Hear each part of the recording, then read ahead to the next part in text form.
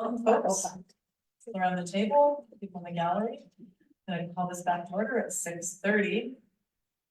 The town of Smithers acknowledges the Gidim Dam plan and the Woodstock people on whose unceded traditional territory we live, work, and function. The public is notified that the meeting is being recorded and webcast, a notice of which is on the bulletin board outside these chambers. Council, there is an agenda, including a supplemental, and with your consent, we're going to just move 19.1 to 14.5. And if that meets your pleasure, a motion to approve, please. Councilor Buchanan and Councilor Patterson. All in favor? Any opposed? And that's carried. And the first item then is the public comment period. So this is your moment. If you would like to speak to anything that's on the public agenda, I'll invite you to come to the mic. Please connect us to the item that you're speaking to and just identify yourself first.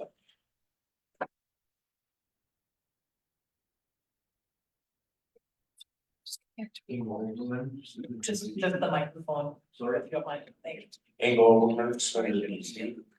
Thank you, Mayor and Council. I'd like to speak for a minute in regard to 15.1, which is Jamin Timler's update on climate action for the town of Smithers. I think that I've addressed this before with the town of Smithers, but maybe it was just in my imagination. I would like to point out that we have a situation in Smithers where a whole lot of the recyclables that we have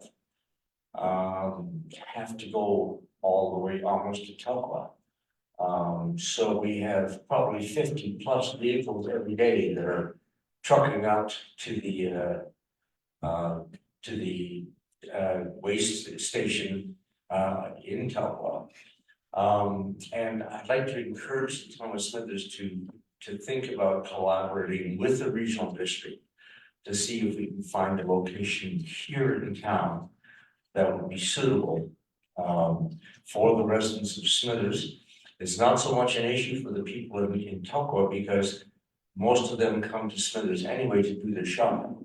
So they could bring their stuff along if they were so inclined. But certainly I think we should be able to find some kind of a small spot in Smithers, maybe perhaps behind the museum in the back of the parking lot. There's an empty spot there. But someplace where we could have a location that our town people could drop the recyclables off for ultimate disposal. Thank you for your time. Thanks, Mr. Oberlin. Okay, and I know we have at least one other gentleman in the gallery that wanted to speak to an item on the agenda. Hi there, good afternoon, everyone. Thank you for having me. My name is David McTavish. I'm from in town, 368 117th Ave. I'd like to talk to the Ranger Park item. I'm not exactly sure what the number is, but it's about the daycare Ranger Park. So briefly, there's concern in the neighborhood, myself being one of them, being right there, that there's very limited public consultation for it. It seemed to be only a week or so. Hard to find on the website. Other friends of mine in the community live there as well. We're very couldn't find information. It wasn't a public or anything handed out door by door for the affected houses, so they didn't know. A friend of mine wanted to say they're away, they couldn't, and they live across the street. And talking to the people in the neighborhood, no one really knew about it. So we're concerned on that. The second concern we have is that the question was really worded to seem like if you didn't want the daycare in Ranger Park, there wasn't going to be a daycare in town. But not like, do we want to support building a daycare with the money that's available, which of course is yes, we want to do that. It's like, do you want to do it in Ranger Park or is it not going to happen? So it felt very loaded to be rated for nothing. So if you're against Ranger Park, you appear to be kind of against daycare, which of course daycare. Concerns have also come up hearing that it's a idea that the daycare staff is one of the bigger issues, and perhaps that they're talking and flying people in from YMCA to staff it. So I don't know if that's the carbon footprint. That would be incredible, or if that's even feasible, let alone that's going to happen. But the staffing issue seems to be a big one. And then the whole area of Ranger Park, like there's concern in the neighborhood of increased traffic, having 70 plus cars a day coming there twice a day. It will really change the neighborhood and change the traffic patterns up there. A lot of people live up there for the kind of quiet that it provides. And with the big buildings that are in place already and planning to build what's gonna go on over the Hilltop area, plus the expansion of the Ranger Park School that's going on, it's really gonna change things in there. So we want to have some idea what the parking and the traffic's gonna be on these streets. And then, of course, the park itself, the park is a very unique park. It's the only one in town. It's a lot of use. I live right across the street. I see people using it all the time. Very, a huge variety of user groups, young and old. And of course, the disc golf is a big part of that. I'm a big part of the disc golf group. There's a society. There's easily about 50 regular people that play. On a Sunday, you'll see easily 100 people quite often playing, all different ages. It's a great accessible sport for families. It's basically free. Ranger Park's very unique disc golf course. I play a lot around the country, and it's a very quality, special place. And putting a building in the middle of the one section that was proposed would really just degrade that and make it unfeasible. And there's no other place really in town for this sort of thing to happen. Disc golf is the fastest growing sport in North America at this point. So I would move us all kind of put some, see the potential of it's there, people to get out, be outside, be in our spaces, enjoy themselves. And that's all I have. So thank you. Thank you, thanks for taking the time. to speak to us. Okay. I'm guessing that's the end of the public comment period, okay. We see our regular observers in the gallery, and it's nice to see them. Okay, folks, then carrying on, next up, we have the minutes. So the minutes from February 13th for approval. Councilor Raven, Councilor Ray, the errors or omissions, all in favor? Opposed, so that's carried. Committee of the whole, February 6th, Councilor Buchma, Councilor Ray. Any discussion? All in favor? Opposed? That's carried unanimously. And committee of the whole, February 20th. Councilor Raven? Councilor Buchma. Any discussion? All in favor? Opposed, and that's carried unanimously. Okay, we don't have any items under 9 or 10 that I'm aware of. So up to councilor reports. So first up, Councilor Buchma. Thank you, Mayor Ethel. I have nothing to report. Thank you. Thank you, Councilor Elliott. Thank you, Mayor. I have nothing to report on this. Okay, thank you, and Councilor Leonard. I as well have nothing to report this time. Thank you, Councilor Patterson. So I know what works around here, nothing from me or what should. Thanks, Councilor Patterson, Councilor Raven. I apologize in advance.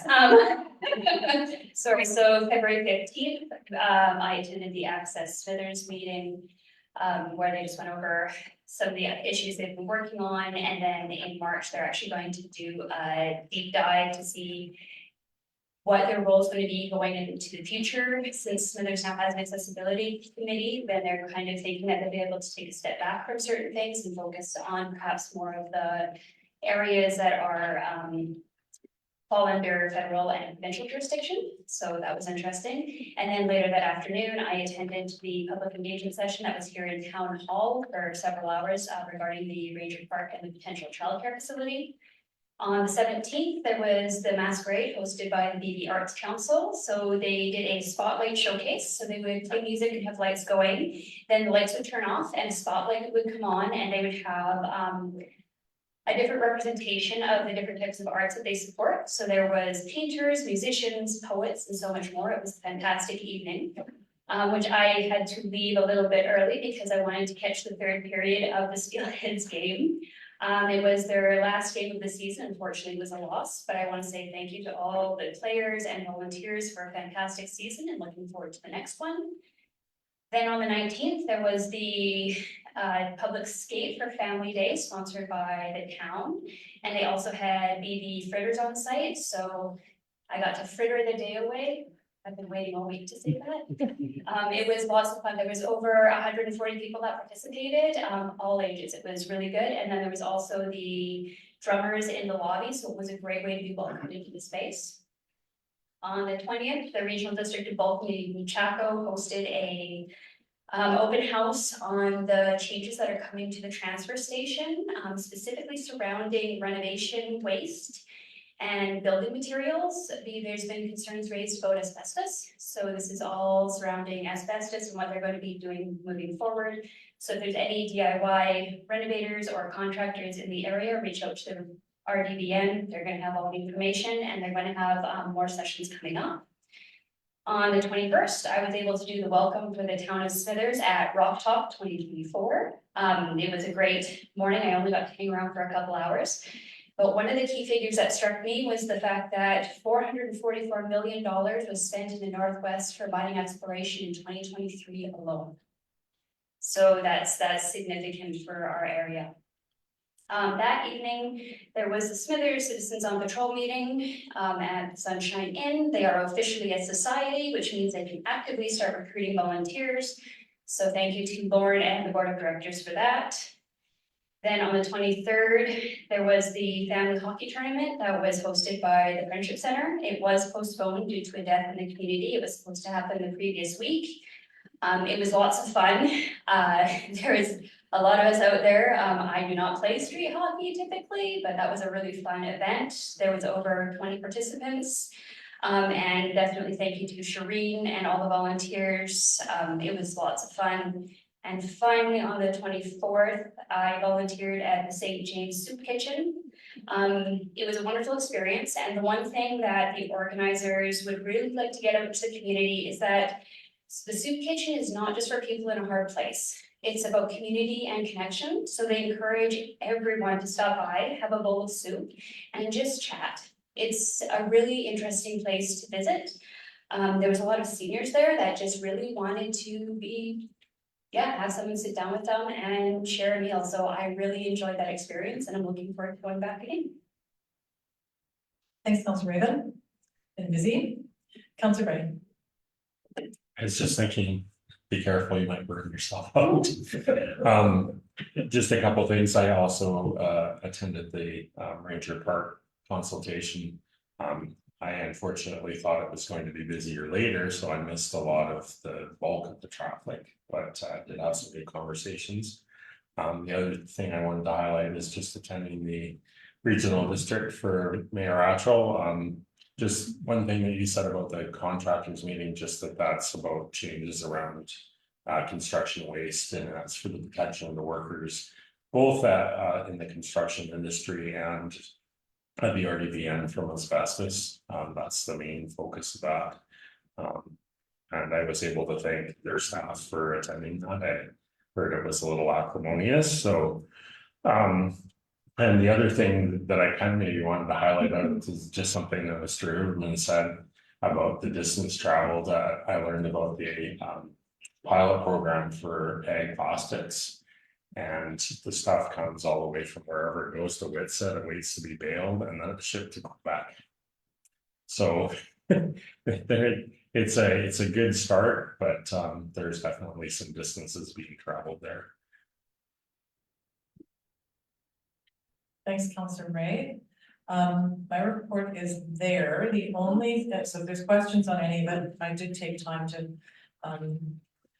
focus in on the housing summit. So if there's questions there, I'm happy to take them. And the only thing I'll add, and folks are aware of it anyway, I did spend last week with the RBA steering committee in Victoria, in the capital of the legislature, sort of meeting who we could, doing our very best for the last minute lobbies for the RBA announcement. So that was successful, and it's sort of concluding 10+ years for those who've been on the steering committee over time. And the province did announce $250 million over 5 years for the RBA communities, and that extends from Hyde, White, and Vanderhoof. It's the 3 regional districts, North Coast, Kitimat-Stikine, and Vulcana-Chaco. So I was there with my colleagues. I was there on behalf of Vulcana-Chaco and my colleague Mayor Pond from North Coast, Mayor Rupert, and Mayor Butach of Terrace from Kitimat-Stikine, along with Mr. Poole, who was our manager. So we were in the legislature when the finance minister between Conway made the announcement, and it was actually a moment I think where everyone had a little anxiety in their chest. So that was a very, it's a good announcement, and there's still work to do, as we all know. Was also able to meet with the Minister of Mental Health and Addictions, Jackie Inside, who was interested in how we were doing in our community. in terms of the challenges that we find with those suffering from mental health and addictions. And the, some of the outcomes that we see in community from the tent encampment, so it was a good conversation. And also a chance to meet with the Minister of Indigenous Relations and Reconciliation. Again, at his invitation, just to sort of talk about how things were working here in terms of relationships, communication with our Indigenous neighbors. So all in all, it was an unusual week for me, but it felt like with the announcement of budget that it was a worthwhile place to be. So if there's any other questions, I'll take them, and if not, we can just move on. And thanks, Councillor Ray, for stepping in. I know you've been chairing and going to things and adjusting your work schedule on my behalf, so it's very much appreciated. Thank you. Okay, then let's just get to the staff reports. That's what's up next. So 14.1, we have a report. Let me get there. Report from Mr. Blackburn, who's with us here tonight, with a recommendation on it. We're gonna see the report, Kathy. Open again. That's some great news. Mr. Blackburn, is there anything you wanted to add? No, thank you. The report's there. I'll happily answer questions if you have some. Okay, then would anyone like to put the recommendation on the floor? Councillor Ray, Councillor Leonard, Councillor Ray. So if I can speak to it, I don't know if the newer councillors know the history, but we used to pay $70,000 a year for somebody to do this. And my hat's off to Mr. Blackburn and us and the staff for negotiating something that doesn't cost us anything. It gets us something, and I think should be a win-win for both parties. And that's always a good thing. Thanks, Councillor Ray. Councillor Leonard. As a taxpayer in the community, I was aware that we did pay for that service, and so I was also equally happy to see the negotiation for $1. I think it's great, and hats off to you, Rob, Mr. Blackburn. And I do frequent the airport a lot, and I'm looking forward to having a cup of coffee there again. It's been a long time. Thanks, Mr. Leonard. Okay, I think we're all excited. We'll look forward to that. If we're good with the recommendation, I'm just looking around, we'll call vote. All in favor? Any opposed? And that's carried unanimously. Thanks, Mr. Blackburn. Item 14.2. So we have recommendation from Ms. LeBlanc, and it is regarding the initiative by, I think it was coming out of the city of Prince George, support our troops license plate program. It's your pleasure. Councillor Ray. All of that, you send a letter of support. Is there a seconder? Councillor Buchanan, seconds. Just gonna comment, this is a strange request to get, but okay. Councillor Ray. Well, initially I was like, but anybody can apply to the program, and I think it's a worthy cause, and if other causes come, it's really up to the province how much they want to expand it. Because I started thinking all the problems potentially with all these different plates, and I thought that's not my problem. Alrighty, any other comments? The recommendations on the floor, moved and seconded, all in favor? Any opposed? And that's carried unanimously. 14.3, we have a report from Ms. Timler, who is with us tonight on the organic waste diversion and the MASH letter of support. Love the acronym. Ms. Timler, is there anything you want to say before we get going? No, thank you, Mayor Rachel. Okay. Would someone like to put the recommendation on the floor? Councillor Patterson, Councillor Raven, seconds, and discussion.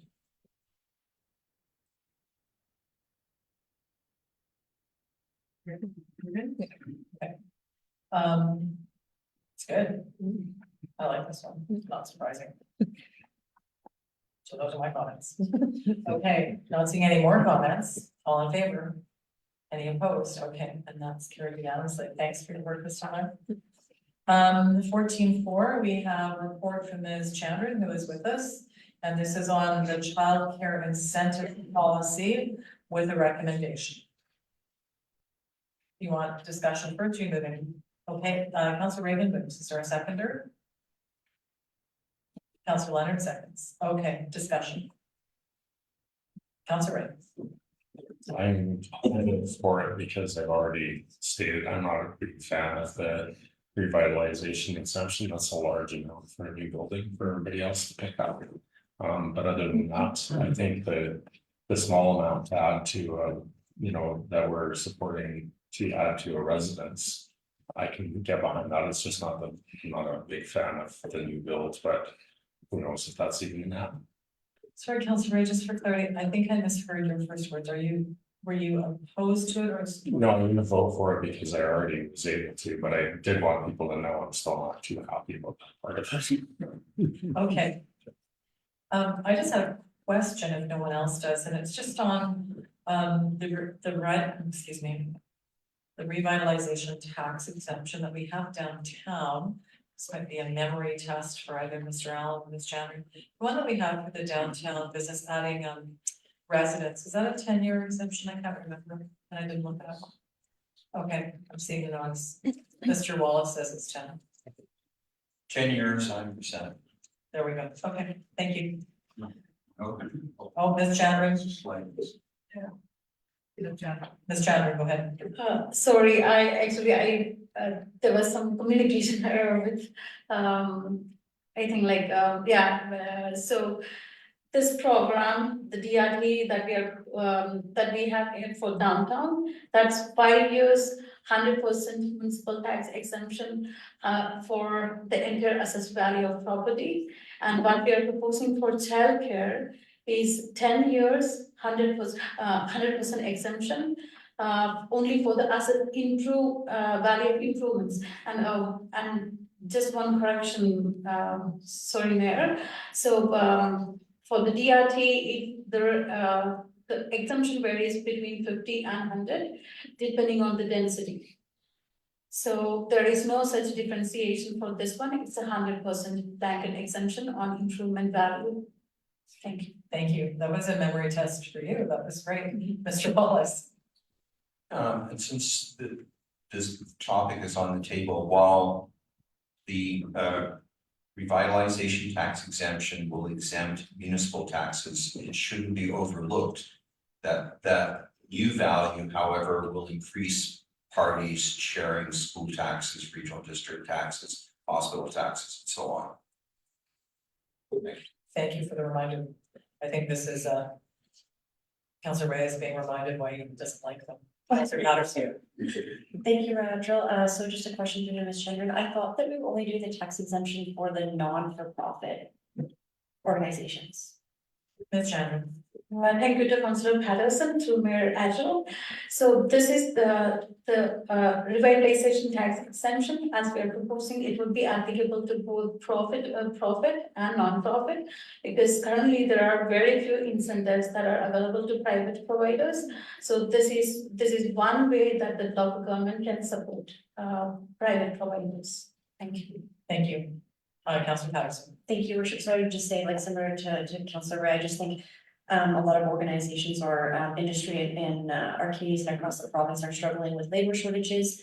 So I just think it would be, I feel it's incredibly unfair to say that we would give exemption to one over the other. So while I'll vote in favor, I do think if we're going to be consistent and whom we say yes and no to tax exemptions, which I think we said was no to all.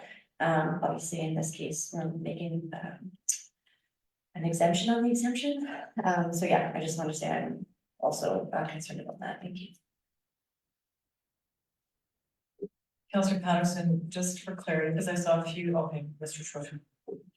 Thank you. Councilor Patterson, you may have misunderstood the permissive tax exemption discussion, which is council allowing all of portions of property taxes for some nonprofit organizations explicitly versus the discussion respecting revitalization tax exemption, as they are just separate buckets of things and activities. So, but it's still the same approach, like I understand the difference, but I just think if we're saying that we're gonna give tax exemption to one individual over the other, in my mind, I just feel that that's then creating a slippery slope of saying, well, why are you giving it to one and not the other? Unless I'm completely misunderstanding. Seeing hands, Mr. Dewar.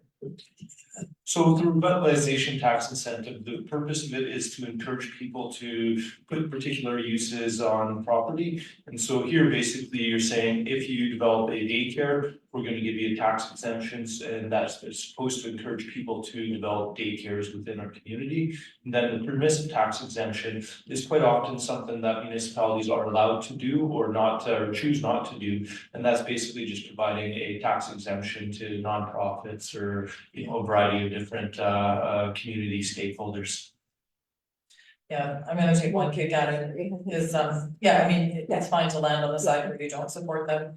I think we have used revitalization tax exemption previously to encourage people to build what we want them to build. So it's a bit of a carrot incentive, so, okay.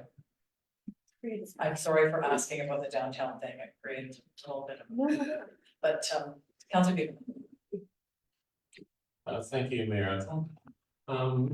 When we discussed this at an earlier meeting, I remember expressing some concern about the $1 a year lease of a town-owned facility, and I feel like at that meeting it was said that before we would ever lease some town-owned building to an organization for $1 a year, it would have to come to council first. Is that a correct understanding on my part? Mr. Schulter. Thank you, Mayor. That is a correct understanding. And to the explicit discussion there on the $1, I do see that was removed from the policy per council's resolution. Because that is important to me. Yeah. And Mr. Shorter, you can correct me if I'm wrong, but council tends to see the leases. That's correct. Council will always see a lease for approval prior to that being led by the town. Thank you. Okay, circle us back to the policy, Councilor Raymond. Just an overarching comment that I know that this has come up several times at council, and I just really appreciate the time and effort that's been made to turn this into a policy that we can stand behind, so I think it's great. Thanks, Councilor Raymond. If there's nothing else, I'll call the vote. I think the recommendation's on the table, Mrs. Wall. Okay, all in favor? Any opposed? And that carries unanimously. Thank you. Okay, 14.5, and this is, excuse me, report from Ms. Chandran on the Ranger Park childcare facility. So it's community engagement report and our next steps. So there's a recommendation with 3 parts, but council will sort of see how you want to proceed. Councilor Ray. Sorry, I was just going to indicate a preference for splitting the 3. Okay. One at a time. Okay, somebody want to put part 1 on the table then, the first thought? Councilor Ray, Councilor Patterson. So for folks that are watching or listening, so the first recommendation is that council accepts the engagement summary report prepared as part of the proposed Ranger Park childcare facility project. Discussion to that one, Councilor Patterson. Thank you, Rachel. Maybe a question for the staff. Can we just confirm the duration which public comment was open for? Ms. Chandran. Thank you to Councillor Patterson through Mayor Atchell. So typically for any town planning projects, the response period is like whenever we have community surveys open, usually it's 1 month, 4 to 5 weeks sometimes. But this one, it was quite different from those planning projects in certain ways, especially because of the requirements of the funding program.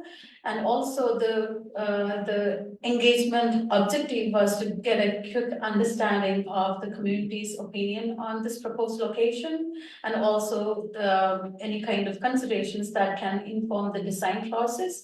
So waiting a longer period it was an option, but it might have compromised our success or like even ability to submit a grant application on time. So so staff had to make this tough decision to go ahead with 3 different ways of engaging with community. one in-person meetings with existing users. And the second one was community survey, for which we received 191 responses within 9 days. And then third option was the drop-in session. It was widely promoted, and we had 24 responses. And from my experience, I don't think that even if we had extended the period by like 4 weeks, it would have increased the response rate by 4 times. It might have increased for sure, but maybe a little bit. But I also heard from people who were dissatisfied with the short engagement period. But I believe it was for a reason that we had to stick to the brief engagement period. Thank you. Councilor Patterson, follow-up? I'm so sorry. So what was the duration? So the engagement was, the community survey was open for 9 days, and it was promoted. Like we had 2 Facebook posts, and we had posters across like various locations. There was no time for newspaper advertisement because we had to meet a certain deadline to be in next week's edition. And we had sent all these mass email blasts to all the stakeholders who were engaged in the previous phases of childcare implementation project. Thank you. Thanks, Ms. Chandra. Okay, Councilor Patterson. Thank you, Worship. So just to confirm, would we say then at this point, if we were to consider extending the engagement process based on maybe some of the feedback that we've heard from the committee, that would continue to still put us at risk of losing the funding? Is that correct? Ms. Chandra. Thank you to Councillor Patterson through Mayor Angel. So currently this program is temporarily closed, and the province will be reopening with newer set of guidelines in early spring. So now what we are proposing is, like, we initially had recommended going ahead with YMCA as the operator, but now we have clearly heard from the community that this is not a fair process, and until this far we were like concerned about the timeline, but given that the province has completely discontinued the program, we have more time for operator selection. So, but at the same time, we need time for design development as well, which may take several months. So there is no guarantee that this program, the funding will be available beyond summer 2025. So we have to get the facility built like when the funding is available. So that's a big challenge. Thank you. Thanks, Ms. Chandra. Councilor Beagle. Thank you, Mayor Antrim. Unfortunately, I was unable to attend the public engagement process, so I just wanted to say thank you to staff for the engagement summary report. I found it very helpful in understanding the feelings of the community without being able to be there in attendance myself. So thanks very much. Thanks, Councilor Goodman. Anyone else? Okay, Councilor Leonard. One question, between Shannon, I don't know if you'll be able to answer it, but when I was reading, the submission and feedback from the consultation, a lot of people were concerned over the, inability for current existing childcare facilities to, have all of their spots open because of, instructor shortage or ECE's shortage. So I'm just wondering if you have a sense of how many existing spots are not filled because of staff shortage. Ms. Chandra. Thank you to Councillor Leonard through Mayor Adjo. So I don't have exact number for how many spaces were lost, but I know that like different providers were impacted. But based on our conversations with YMCA, like so for, although it's not approved by council or although we will be going through an EOI process, if an experienced operator comes to the community or if someone from the local or community is chosen, they will have the opportunity to train ECs from the time the funding is approved. So this will give them almost an year to recruit, train and recruit qualified ECs. And so based on our conversations with YMCA, they had a program in place to do the same, and they also had compensation packages like that they were confident can retain staff. So I believe, an experienced provider can train in the background before the facility is open. And also, we have been working with the local college for an EC program, and my understanding is that they have recently started one. So, and also there are, so typically the EC training is 2 years long.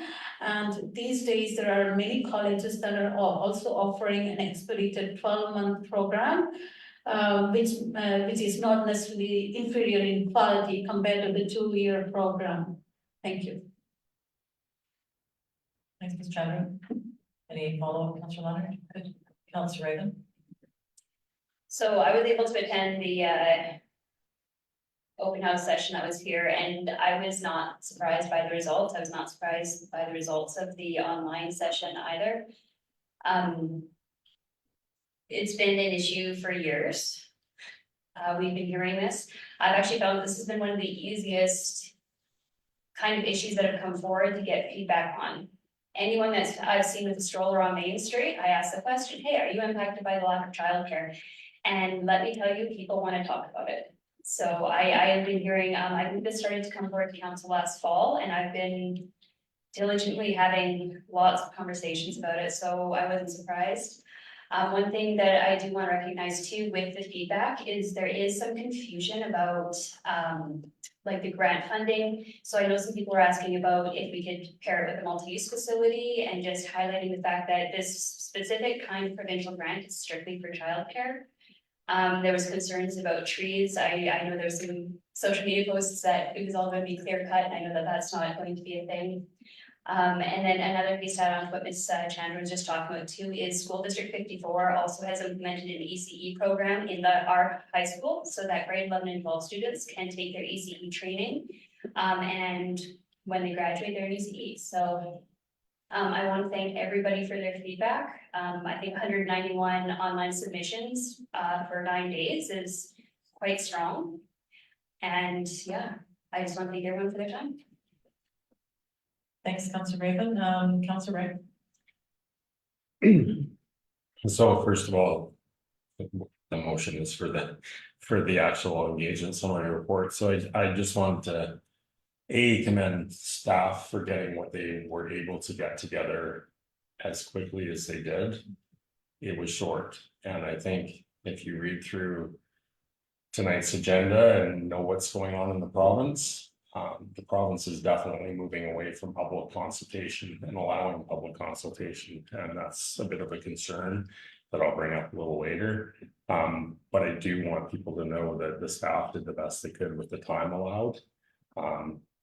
And I think the other comment, that there's a further recommendation for going out to expression of interest, but I don't know if it was made perfectly clear through the process that this grant only goes for nonprofit. It can't be done by a for-profit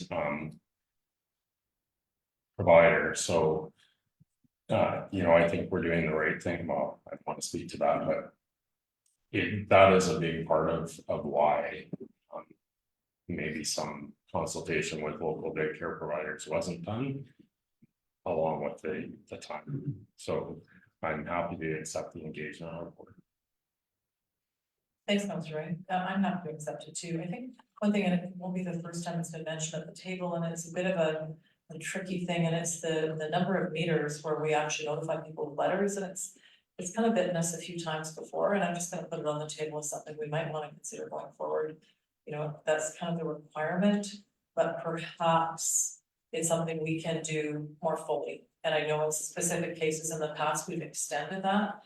But in neighborhoods, you know, when one house gets a letter and the person across the alley doesn't, it starts to foment a little bit of concern that we don't need to do. We could actually sort of deal with that piece in anticipation in the future. So I'm just suggesting that might be something we want to consider going forward, is where do we draw that line? Better to let more people know than fewer people know and have, you know, that there's something nefarious going on when there generally is not. It's just where you draw the line on how many letters you send out. But other than that, the report on the engagement summary, it is a report on what happened. To accept it. Any other comments? All in favor? Any opposed? Okay, and that's point one. So the second one, this is to designate a portion of Ranger Park lands to accommodate a new childcare facility, should be able funding available through the Childcare BC New Spaces Fund Program pending a successful grant application. Council, what's your pleasure? Council Raven is moving. Is there a second? Councilor Patterson seconds. As mover, you want to speak first? It's gonna probably come as no surprise to anyone sitting around this table that I fully support moving forward with this. The need for childcare is great, and this is one of the times where as a municipality, we can actually take a leading role and create space and the opportunity to have more childcare in Smithers. I think when we look over the summary of the engagement sessions, I mean, we see that it's impacting every single person in our community. When parents cannot go back to work, that impacts us, that impacts our economy, that impacts our healthcare, it impacts our quality of life as a whole. And I think there's something to be said about a community raising a child, and I think that as a community, we do need to have that space and make that space prioritized. It shouldn't be an afterthought. I talked to so many people that have left Smithers because they couldn't find childcare. I talked to couples who actually had to have one person give up their career, like they had to sit down and have that conversation and say, who's giving up? And I mean, these are people who have gone to university and college and invested years and years in education and training, and now they can't move forward with that. It's interesting, I know a lot of people say this shouldn't be in Ranger Park because it's for parks and open spaces and people need to be able to get out and enjoy those spaces. And I would say is how many people can't because they don't have childcare. The mental strain, the financial strain is significant. And what I really appreciated was when Ms. Chandler had the map out and really showed like the size of what the facility would be. It's not that big in comparison to the rest of the park. We're not digging up all the disc golf, we're not getting rid of the playground, we're not taking down the existing building, any of that. So to me, this is just one of those very, very rare times where we have the opportunity for a win-win. The community wins, is if the grant application goes through and is successful, it's provincially funded, which I don't see ever happening again. So I would just be worried that we might look back on this and go, this is one of those times where we should have done something. So I totally support this. Thanks, Councilor Raven. Councilor Patterson, Councilor Graham. Thank you, Your Worship. So just a question through to staff. Although we will vote tonight on the recommendation just saying the designation of a portion, we'll still have the opportunity to confirm which particular portion we're speaking of. And the second part to my question is through that discussion on the parcel designation or the particular location, will there be some consideration to addressing some of the concerns that we've heard from folks in the design? Thank you. Ms. Chandler. Thank you to Councillor Patterson through Mayor Adel. For sure, there will be another engagement opportunity at the conceptual plan development stage. And so currently the recent engagement had only 2 proposed locations, and interestingly, one of the participants had come up with a 3rd location as well. So it's constantly evolving, and one voice that we haven't heard so far is the operator's voice, because like what location suits the best for, from an operator and the child's safety perspective, that's also equally important. And as I said earlier, the province is coming up with guidelines. So, in the province's website, they had the city of Vancouver's and the city of Richmond's childcare spaces design guidelines. So they had advised the town to go through those documents as a background. So currently the province is working on a guideline document, and I believe the new provincial guideline may look very similar to these guidelines from these communities. So there will be specific recommendations on location, and so all those factors will be considered, and community will have another opportunity to provide feedback at a later stage. Thank you. Thanks, Councillor Patterson, Councillor Ring. So when I voted against pursuing this in the first place, I really promised myself that I lost that battle. And so it might be a little bit of a surprise. I'm not going to support this tonight, based on some of the things that I heard from the community. Just thinking, if we were building anything else there, if we were building a 7-year hotel, we would demand a traffic study, a neighborhood impact study, but we're not going to do that. We're just going to put it there. And I think, you know, talking about themes of public consultation and everything, the landscape's changing. You can no longer buy a place somewhere and expect, even in 20 years, that your neighborhood's going to look even remotely similar, which I don't think is a good change, but it's a change, and we're all going to have to get used to it. I think that's up next, but I just think, and with respect to Ms. Chandler, part of the reason it's here is because we talked to YMCA, and this is where they wanted it. And it's still going to be our building, no matter who gets it. And I'm not really too sure if we should be acquiescing to the wishes of whoever is going to run it, as to where it goes in the park. The third one that somebody had proposed was actually not too bad, but it was way further into the park and had a bigger impact on the park. It's unfortunate that we've gotten down to the point where we're looking at carving up parks for community needs, because a park is also a community need. And, you know, at the end of the day, I just think it's up to an individual to decide whether some childcare spaces are worth carving up a park, and that's fine. We can all agree or disagree on that. So I will be voting against it. If, as I expect, in the minority, I will have a motion, or at least a notice of motion regarding the park afterwards. If I can have space for that after we've dealt with everything. Thanks, Councillor Ring. Yes, you can. Okay, I have a question to Ms. Chandler.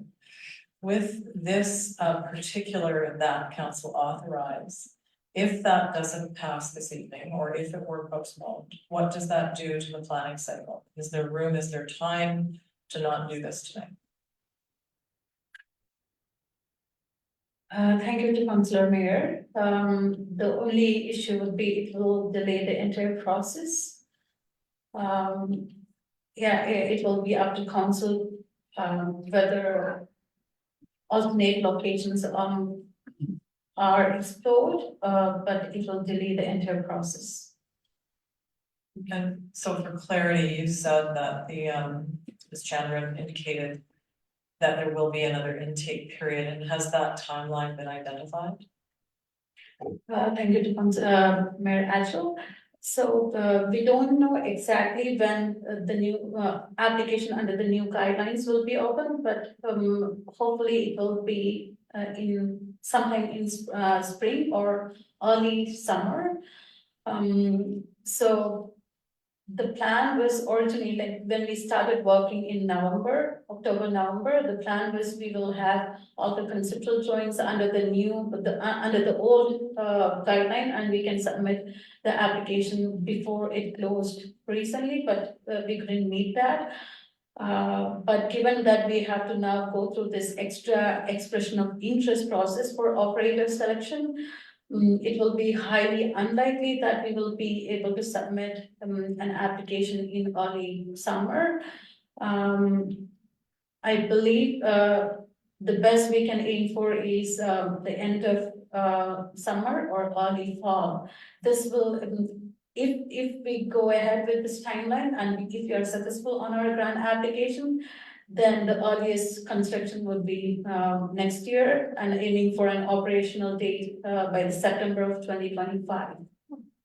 Thank you. Thanks, Ms. Chandran. The reason I'm asking is I'm not unmoved by the same things that Councillor Ray said. And, you know, I heard Councillor Raven, and I think, you know, I agree for the need for childcare. I'm not sure I make it land on Ranger Park. I think that's where I'm having trouble.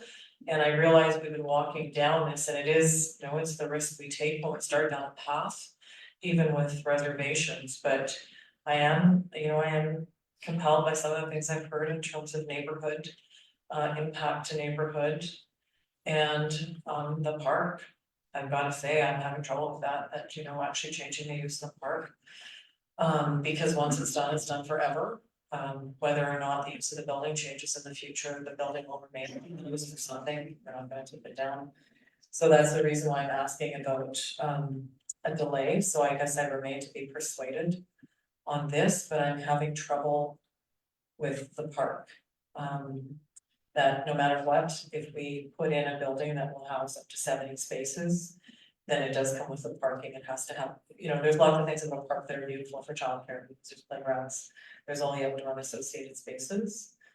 But it will change the nature of the neighborhood. And I sat at the gallery many years ago, Councillor Ray was on council, with the discussion for the Child Development Center where it is now in the former church. And that was actually an area that already had an impact of high traffic, but only 1 day per week versus 5 days per week. And there was a lot of angst in that neighborhood, and that was a neighborhood with a hospital. So I mean, council made the decision, and I think it's worked out well there, but neighbors love their neighborhood. And I accept we're gonna make changes in the community for housing, for childcare, for all kinds of things. This one, somehow I'm feeling like I'm dragging my heels on location, not need, and I'm rebelling a little bit about feeling like if I don't think Ranger Park is the right place, that I don't think childcare is needed, because I'm separating those two. So I'm gonna stop for there. I'm gonna say I'm on the fence here right now. I'm having trouble with Ranger Park, which is why I asked about, is there time to consider? I don't know what that would be, perhaps for Miracles. If there are other locations, and Councillor Ray is correct, we put this on the table because the Y showed up and asked for this space after they'd done some searching around town. So I'll stop there. I'm unsure how I'm gonna go at this time. Councillor Beaver. Thank you, Mayor Ethel. I would say I am probably similar to you, really sitting on the fence right now. Recognizing how badly we need childcare spaces in this town, but also just not excited about location. I live quite close to Ranger Park and know how much it gets used. I also have concerns just about all the traffic that will come from a daycare with 70 spaces. So like I said, I'm kind of sitting on the fence on this one, and I need to be persuaded to be a yes vote. Thanks, Councillor Buchanan. I saw Councillor Patterson. Thank you, Worship. Sorry, I missed the confirmation on yes or no, if we do need to decide on the location now. I think for clarity, we don't have to, we never have to. What Ms. Chandran advised us is that the timeline becomes more difficult for making the application. So we can always decide yes, no, or maybe, but it does change what staff will be doing. And so when would we have to consider making like an alternative decision on location? Well, I think that's the kind of miracle I'm looking for. I think if Ms. Chandran, I'll give you the floor in a minute. But if I'm understanding the answer that I got to that is, if this is affirmative tonight, then staff know what they're doing. They'll have an area of town. We'll discuss the expression of interest next, and staff will carry on the path that they're on, doing the expression of interest, see if there's other people who are interested, other entities who are interested in perhaps doing the application. And when, if there is a successful application, we'll know where it's going. Ms. Chandra, did I misspeak any of that? Thank you to Mayor Atchell. Thank you for explaining that well. There was nothing incorrect about that. And I also wanted to add two things. So when staff was doing the childcare implementation project, we had considered at least 12 different sites owned by town. And it was not the YMCA that pushed for this location. YMCA was brought into the discussion after several months after this discussion happened at the staff level. So we had gone through this 12 different locations and looked at the pros and cons and Ranger Park. Given that it was already we already have a town building, this was the top priority. And also the other location identified was Central Park, but there were much fewer votes for that location compared to Ranger Park, and also we looked into the Central Park location today just to see how large is the parcel and also whether it's feasible in terms of space requirements to locate a childcare facility there. So space is not an issue, but the main issue is proximity to highway and highway traffic and also noise. So under the new guidelines, if the province is following what the city of Vancouver's or the city of Richmond's childcare guidelines are, it's very unlikely that they will approve something that is close to a highway. So these two, both the documents, they have proximity to highway as locations to avoid. So this is a major concern. And the other thing was the recommendations or the progress that we have made so far on the Parks and Rec Master Plan, Recreation Master Plan project. So one thing that came out of the first phase of engagement was Ranger Park is the least, most underutilized park in the community after Dogwood Park. And also, the project team had come up with, like the town, as per the town's request, the project team had also come up with a conceptual plan for Central Park. So, so currently, the vision is to have a Central Park as a more arts and cultural oriented park or recreation area.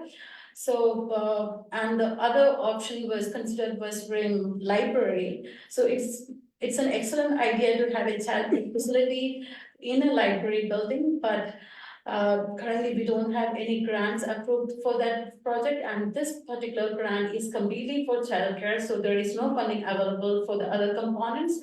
And the other parcels that were considered were either not serviceable or they were too small to support a daycare facility. So this had gone through a process, and we had, when YMCA started working with the town, we had just got their feedback to see the viability of these locations, and they also supported Ranger Park. Thank you. Thanks, Ms. Chen. I just have a question to staff.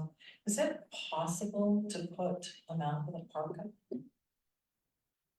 There's a test while, and I think I saw a hand while we were doing this, as I tossed just a technology request in the middle of the meeting to staff. I see Councillor, did I miss anyone on this side that already told me their hand were up? Or up? Councillor Raven. No worries, so I hear the concerns raised around the table and they're the same ones that got raised in the public engagement session.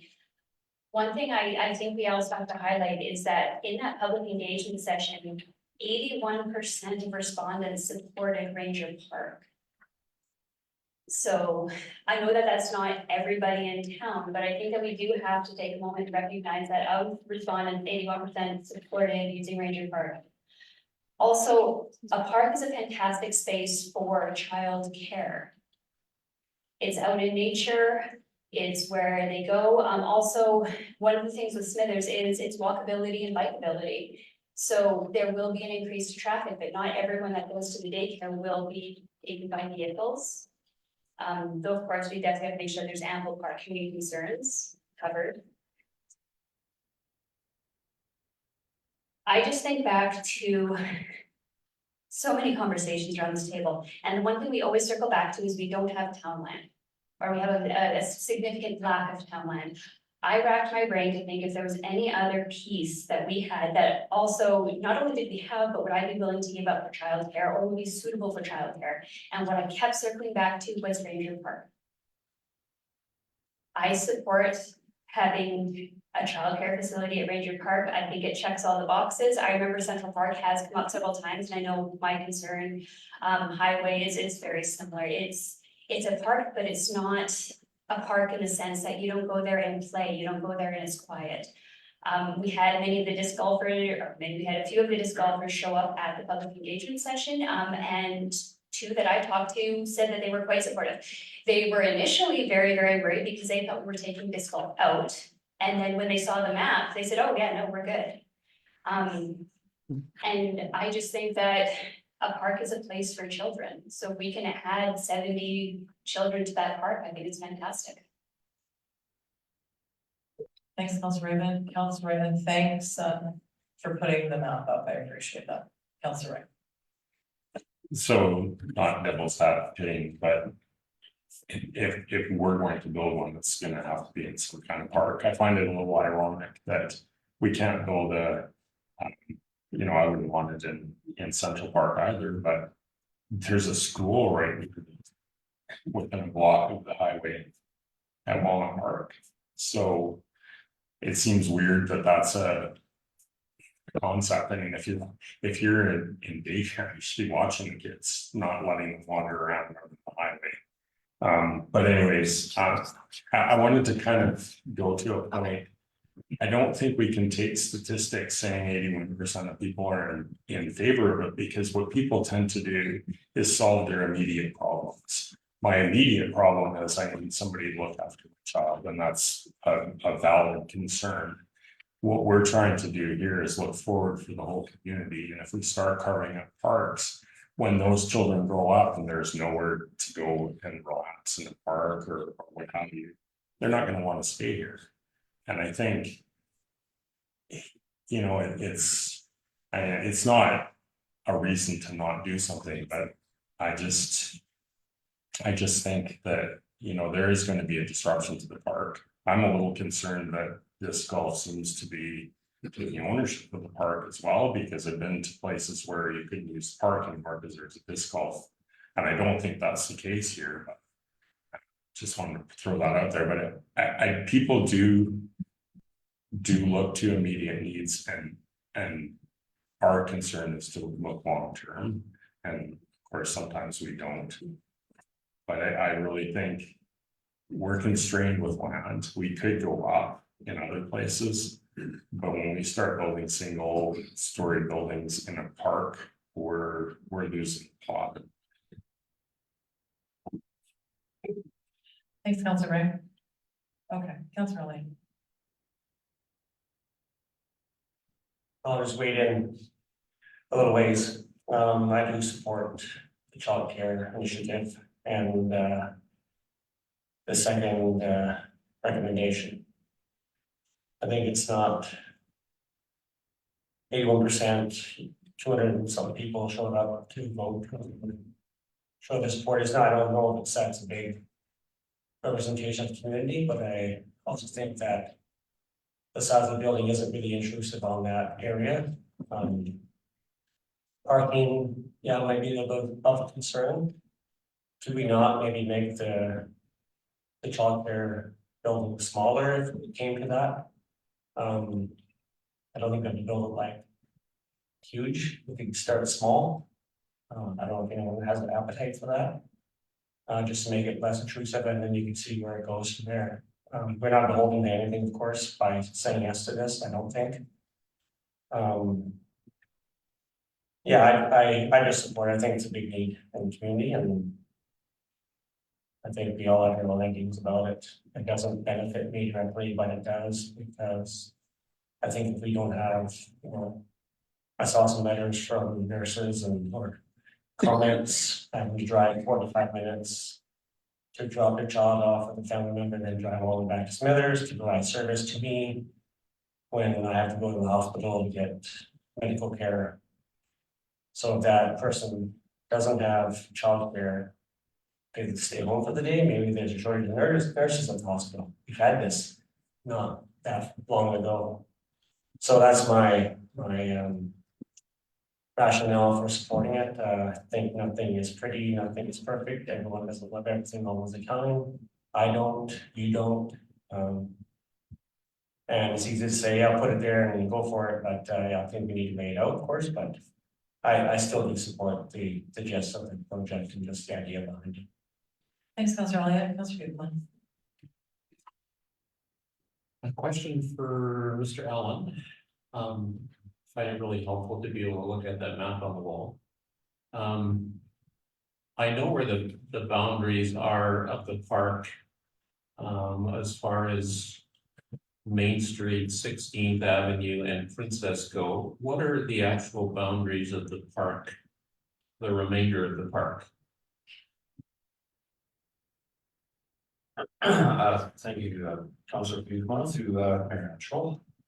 The park boundaries are actually pretty well all the treated area, except for at the top end of Princess Street and 17th or 18th Avenue. There are a couple of private residents, as you can see right at the end of 18th Avenue. So those, other than those two private residents, all the treat area is part of the park. Okay, thank you. Just to add to that, Mr. Allen, so if I drew a line from Princess through those two houses, the trees on the downhill side there, is that part of Ranger Park, or would we draw a line down 17? The trees down the slope towards Main Street are also part of the park. Thanks. That helps. Okay, we're stuck, and I kind of help make us stuck. So I have, I think, maybe one more question for clarity, that if we approve this bullet, designating a portion, we're not identifying the portion. Go ahead. Thank you to Mayor Angel. Is at this point, it will, the intent is not to exactly identify the location. It will be done at the conceptual design stage. For that process, we will take into account of all the community feedback we have received and also the needs of the operator. And one final thing that I would like to add is this Ranger Park is little more than 15 acre in area, and the area that in terms of outdoor and indoor space, that the proposed 74 space facility, this is the number that YMCA had proposed. We may have, if we are going with the different operators through the EOI process, then it can be a different number. It can be most likely a smaller number. So together, they will take less than half an acre of the entire park. And we have heard all these environmental or concerns from the community, and also concerns from the Disc Golf Society and also the Edge Learning Society as well. So all these factors can be considered, and they will be engaged throughout the design process. Thank you. Thanks, Ms. Chandra. Okay. Thanks, Mayor Angel. Just being able to see that map and some of the things that Ms. Chandran has shared have convinced me to be a yes vote. Thanks, Councilor Buchan. Okay. Let's take it home. Are people ready to vote? Nobody's really ready, but we're gonna have to anyway. Okay, it's bullet 2, that we authorize a portion. All in favor? Opposed? It passes with Councilor Ray opposed. Thanks, everyone, and I'm sorry for the sidebar there, it just really was hard. Okay, we got the third bullet, to complete the expression of interest for selecting an operator. Councilor Raven moves, seconder Councilor Patterson. Discussion on this one, Councilor Patterson. Just quickly, Your Worship, if I may, So if we're doing expression of interest, but we've already been in significant discussion with the why, can staff just describe a little bit about how that process works? I guess I'm just a bit confused at what's the word I'm looking for when you give a preferential statement to one or the other? I'm just confused on how that works. Ms. Chandler. Thank you to Councillor Patterson through Mayor Atul. So I understand this dilemma as to how we will make sure that YMCA will be treated like any other operator interested in submitting a proposal. So like we had already informed why that this is what we are going to do. And we have not been in touch with why after that point. So currently staff is working on expression of interest document. And we are also referring to the provincial guidelines as to what all considerations should be included. So it will be a document that will be new to Y as well as any other operator. But at the same time, we will make sure the considerations that we will have for EOI will ensure maximum community value. Like it should be a mix of childcare groups instead of just one specific group. So far, we have heard from people like interested providers. None of them are interested in creating infant spaces, which is the most urgent need in Smithers. Currently, for the entire community, we have just 20 infant spaces. And we lost almost 16 spaces during the last 2 years. So even if you are looking for the 59% universal coverage set by the province, there is a shortfall of 90 spaces, infant spaces in the community. So we will make sure that whoever is the new provider will have the ability to create new infant spaces. Thank you. Mr. Jordan. Thank you, and just to build on what Ms. Sanders said there, my understanding is that basically the YMCA identified this opportunity and came to the town of Smithers looking to move forward with this project. And as we kind of move through this from that community consultation side of things, we've heard from some of our community service providers asking why they're not providing the same opportunity. And essentially, it is because the Y approached us with the opportunity that they had identified through this grant. And just to make sure that there is fairness and, a consultation with the community or opportunity for those community groups. It's one that staff has identified opportunity to go for a request for expressions of interest. And as Ms. Chandler mentioned, it's certainly one that staff will be looking for, the best value for the community. Is that a fair assumption? Thank you, Mr. Jordan. Okay. Councilor Patterson. Oh, I was gonna say, I mean, when you're person. Sorry. Yeah, next. Sorry. Okay. I think we're there, all in favor, any opposed, and that's carried unanimously. Okay, thanks, that was a hard one. Staff report 14.6, small unit and multi-unit.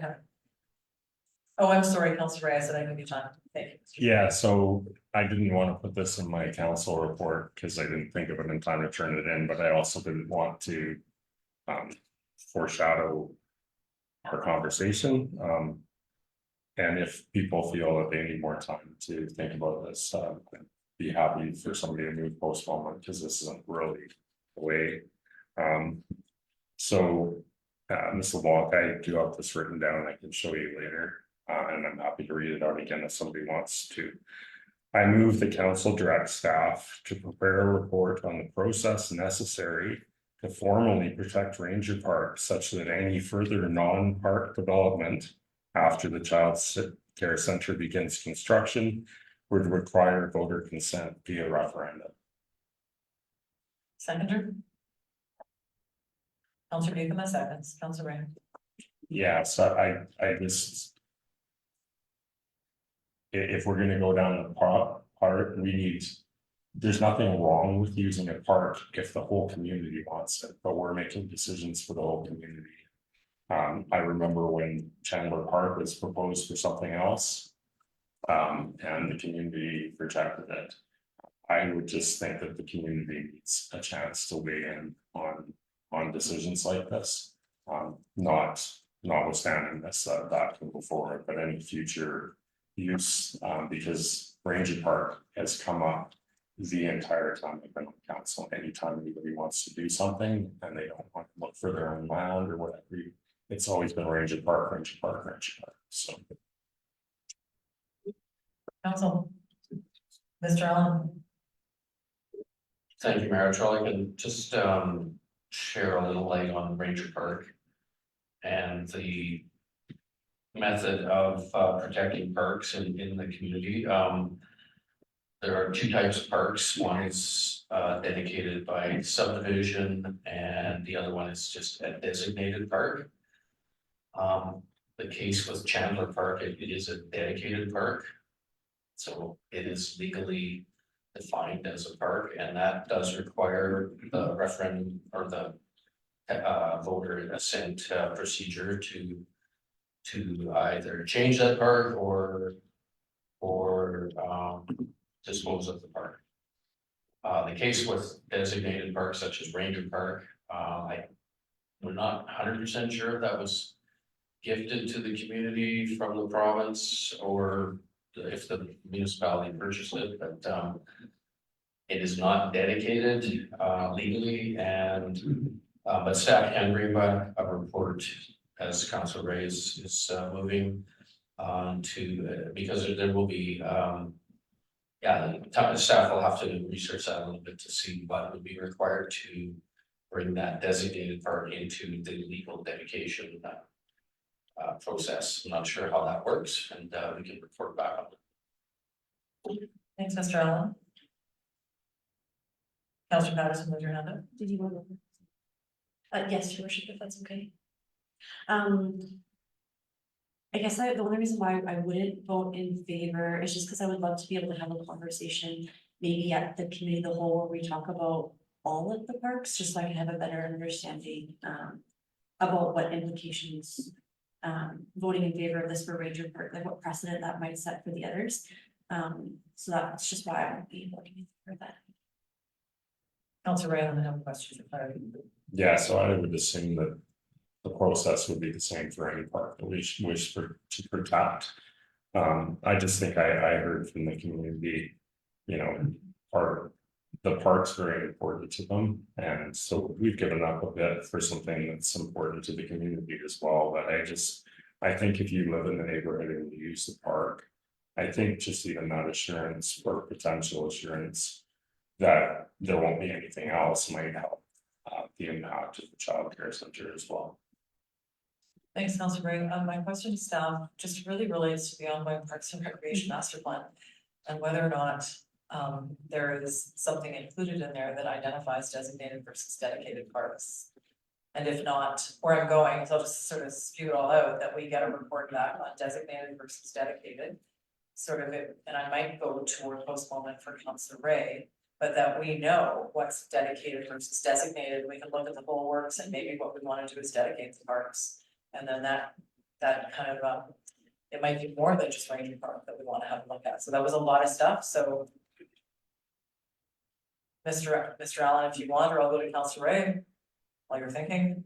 Mr. Allen. Mayor, actually, I'm not aware that the Parks and Rec Master Plan has that information currently in the plan. So unless Ms. Chandran knows that, but.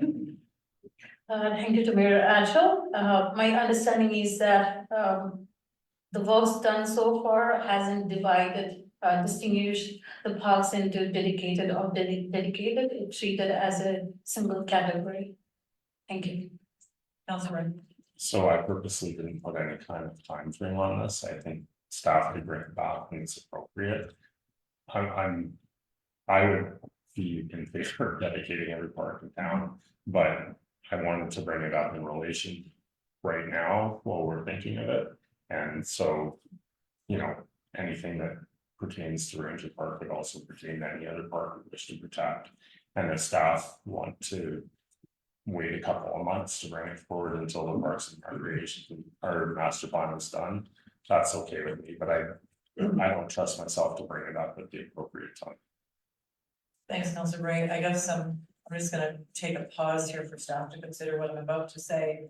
And that is, one course of action might actually be to move postponement until staff can bring forward a report indicating designated versus dedicated parks, and we could look at them in total. So I tried to speak slowly, Mr. Durham. Yeah, certainly we can bring forward a report on designated versus dedicated parks. It's certainly one that can help clarify the circumstances. Mr. Schroeder.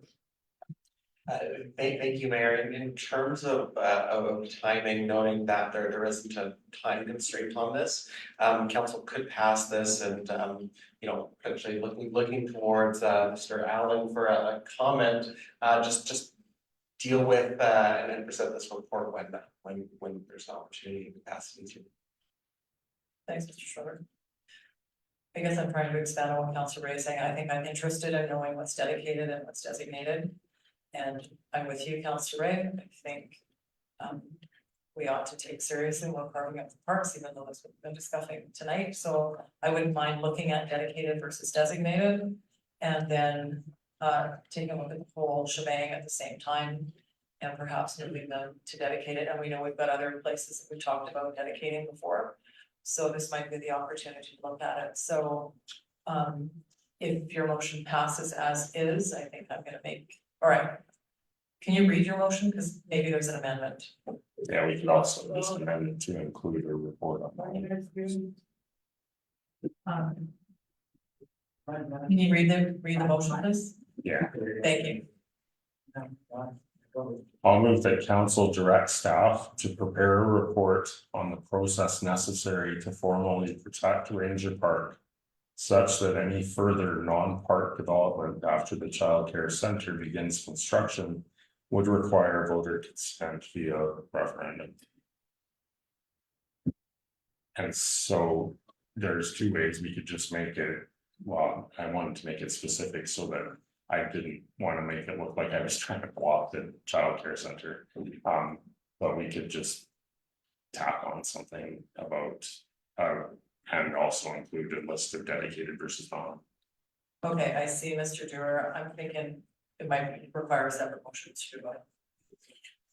Yeah, certainly we can look at it. I mean, I'm guessing that without being fully informed, so take it with a grain of salt, but rezoning so that it is a dedicated park space would be the best means of moving forward with this, but it's one that we can bring back the council report. I think just a council report simply on outlining what is dedicated versus non-dedicated park plan would be a lot quicker to get back. Whereas if we look at the processes behind, you know, dedicating and whatnot, it may take a bit more staff time, which certainly I know that staff is got many projects on the go, and it's one that yeah, I guess we'd be looking at you in terms of, or council in terms of the preference as to whether we want a report sooner that would be on dedicated versus non-dedicated park plan, or a report that fully encompasses all that Councilor Ray is talking about. Okay, I'm gonna give it to Councilor Ray. I think what we're getting at is finding out, I mean, Councilor Ray is focusing on Ranger Park. I think it behooves us to know the status of our parks, and we can make a decision on it. So, I heard Mr. Durr talk about staff time. I'll leave it, let's deal with Councilor Ray's motion as it is, and, then we'll have a follow-up. I just didn't see an amendment working for the title of your motion. Yeah, so just really speaking to this, if it's on the books, then the child care center isn't going to be built for quite some time. And if it's on the books, there's a motion there that we're looking at perhaps protecting it. Then if somebody comes with another proposal, then it might push it out. I'm well aware of asking for staff's time. So in my mind, there's a year to look into this at least. Okay, anyone else to Councilor Ray's motion? Councilor Vision. I was going to second it. I'm happy to vote in favor of it, but it's not something to me that is urgent. So I'm happy to have it on the books. But to me, I think there's probably more things that are pressing for staff right now, so I'll vote in favor, but it's not urgent for me personally. Thanks, Councillor Buchan. Mrs. Blunt, just because I heard Councillor Buchan say he was willing to second, it's been seconded. And I thought I saw. It was second. Oh, you were the second. Second. Yeah, Councillor Patterson. I'm sorry, Rich, I just got lost in where we're at. So is the motion just specific to Ranger Park? Okay, thank you. Okay, does anyone need to hear the motion again? I'm gonna call the vote. Okay, all in favor? Any opposed? Councillor Patterson, you were opposed, so the motion passes with Councillor Patterson opposed. Just because I'm interested in this, I'm actually going to move that staff bring back a report indicating designated and dedicated parks, so we know which ones. Parks is the end of the motion. Councillor Raven seconds. All in favor? Any opposed? Okay. Thank you. And there was no time. Alrighty. How are you doing, folks? Does anyone need a break? Okay, let's take 5. Come on back at 8 o'clock. It's quick. It was really low. Yeah, it was at 15. I'll turn it up a little more. Are you?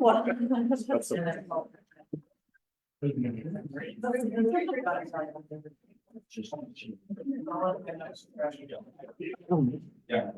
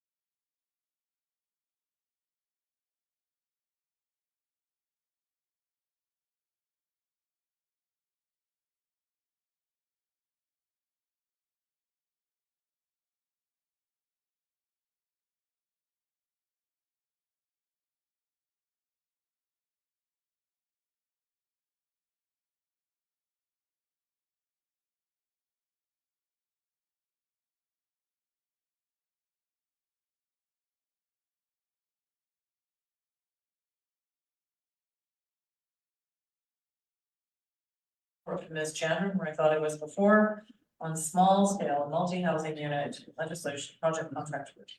Housing contracts, that was all abbreviated to SMOG, very lovely. So we have the recommendations. People have questions first, or someone want to put the recommendation, Councilor Rick? I have a question, actually. What kind of time frame will we be looking at to apply for an extension deadline? What kind of time frame will we be looking at for an answer? Thank you to Councillor Ray through the Atchell. So the current deadline for updating the zoning bylaw to meet the minimum SMART requirements is June 30th this year. And for any reasons, if it can be emergencies or any unexpected reasons like wildfire or natural disasters, we can apply for an extension to this deadline to the minister. And the deadline, it can be in like several phases but it will have to be done before the 30th of June of 2030. So 2030, and at this point, we don't see any reason for applying for an extended deadline. Thank you. Mr. Dorr. And that's one thing we have heard from ministry staff is that the deadline extension application is for extreme circumstances, as was mentioned, wildfire and such. And so it's one that, and I mean, we certainly could try, but it's one that I don't believe we have a circumstance that would allow us to do such. And recently I was just at an event where, you know, a lot of the communities from across the province were represented, as well as some legal advocates. And basically communities everywhere are just struggling to move forward with this. And what they're anticipating right now is that, you know, basically up to a third of the communities in the province aren't going to be able to meet this new legislative deadline. So it's certainly one that the province has pushed out. It's a very rapid deadline on this new legislation. And it's one that every community across the province is really, really struggling with. And I think there's certainly a lot of disappointment with the way this legislative framework was rolled out. Good. Yeah, I'll go into my reasons for asking after. Okay. Can we just get the recommendation on the floor? Councilor Patterson knows, Councilor Newcombe seconds. Okay, so if someone wants to speak to it generally now, that's fine. Councilor Leonard. For all the reasons just stated, I have an issue with this. I think for the sake of transparency, we should go with the RFP process. Just because we were contacted by somebody that we use for an $84,000 price tag. Like, I don't know if that's reasonable, because we haven't vetted it against anything else. And the fact that the provincial government is forcing us to adhere to this deadline, which I've now just heard a third of municipalities won't make. If we're one of the third, I would prefer to go through the RFP process. Thanks, Councilor Leonard. I'm sorry. Yeah, so similar in the same vein, you know, I've been saying this a lot, and it usually makes sense, and it does in this case. I commend staff for finding a way forward to try and meet this deadline. But I don't think we should subvert our process to meet the province's deadline. So I thought that maybe we could ask for a deadline extension if we got it, good, and if we didn't get it, maybe we would still go with this, but I don't like, you know, we just went to a public process instead of going with the why. And I kind of see this in the same way. It makes sense. They did it before, so I totally get it. But an $84,000 contract needs to go to a public process unless it's really demonstrated that nobody else could do it. And I don't think that's the case here. We might end up going with them, but I don't really think that we should be giving out contracts this big without a public process unless they're clearly the only ones that can do it. And that's no diss to staff. I think that's our decision as to how the processes go, but yeah, but that's where I was going with that. Ms. Chandra. Thank you to Mayor Atwell. I just wanted to add a couple of points. So, if you're looking at the time available to the town to make these changes, we have exactly 4 months. And within this time, the draft bylaws will need to be presented to council for the adoption process.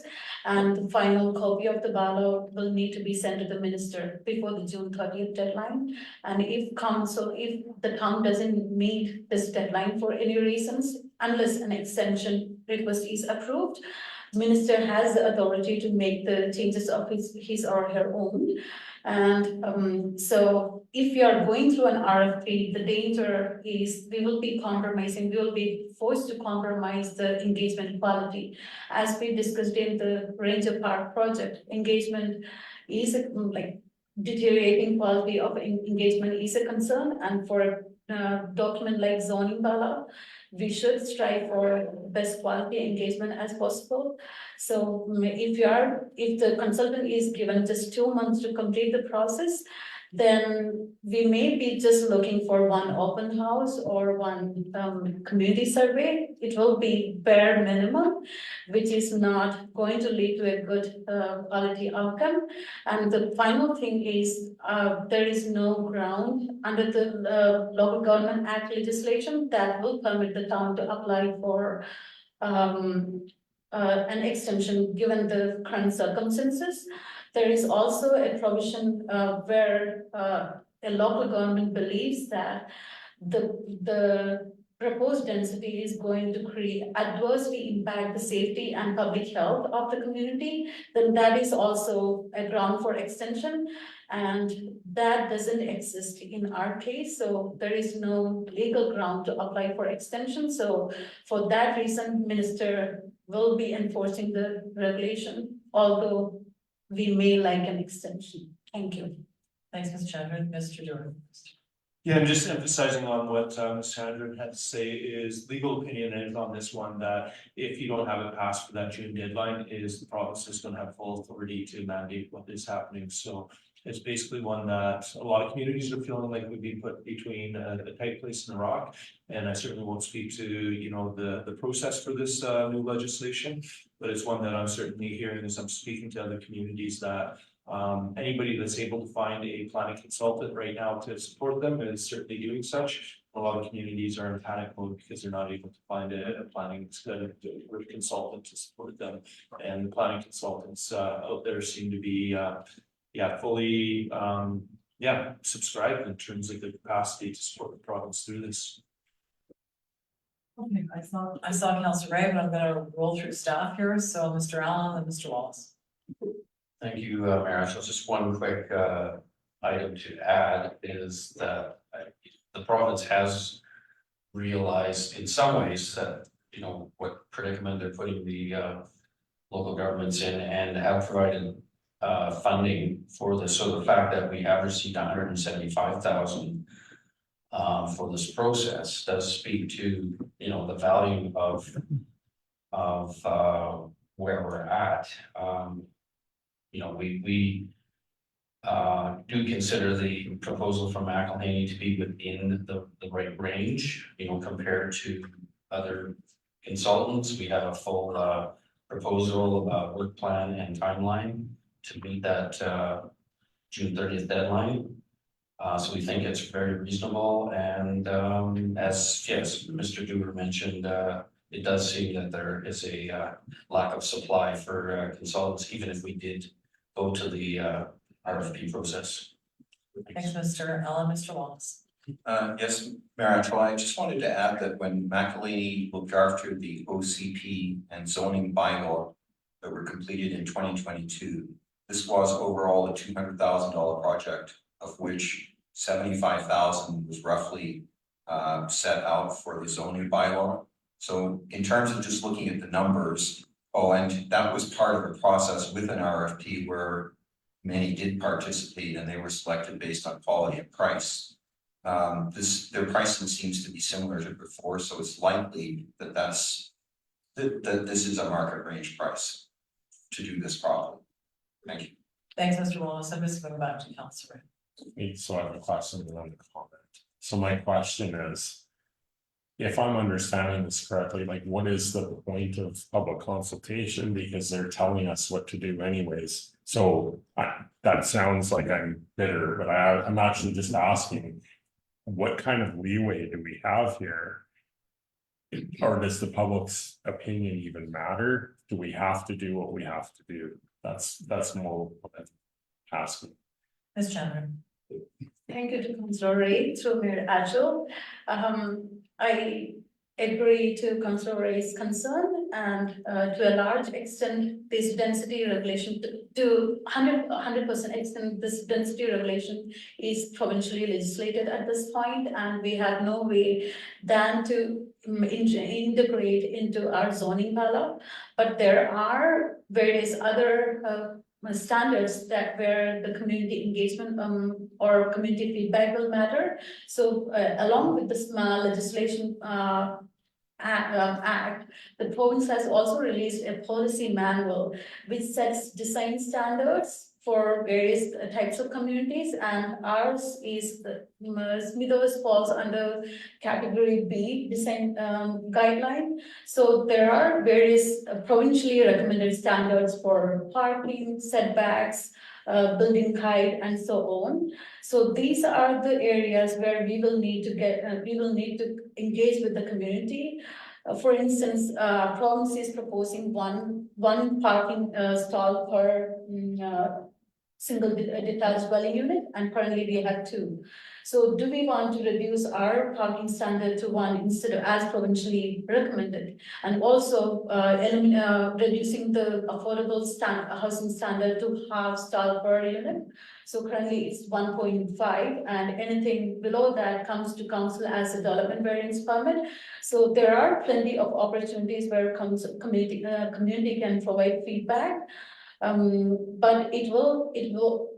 So just to summarize, so this entire small legislation process, the update process, it will come in different phases.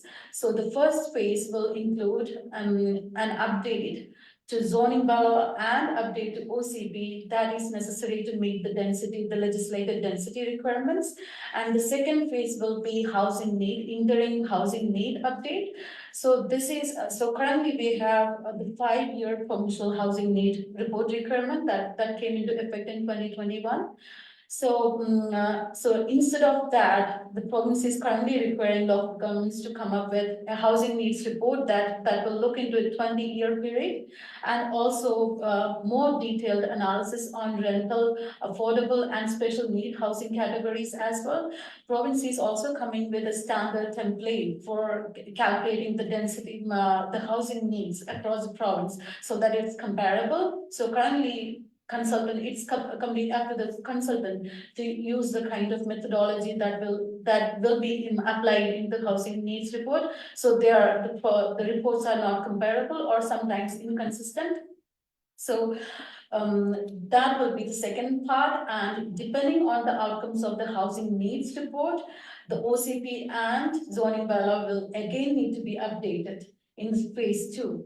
And the deadline for that is December 30th, 2025.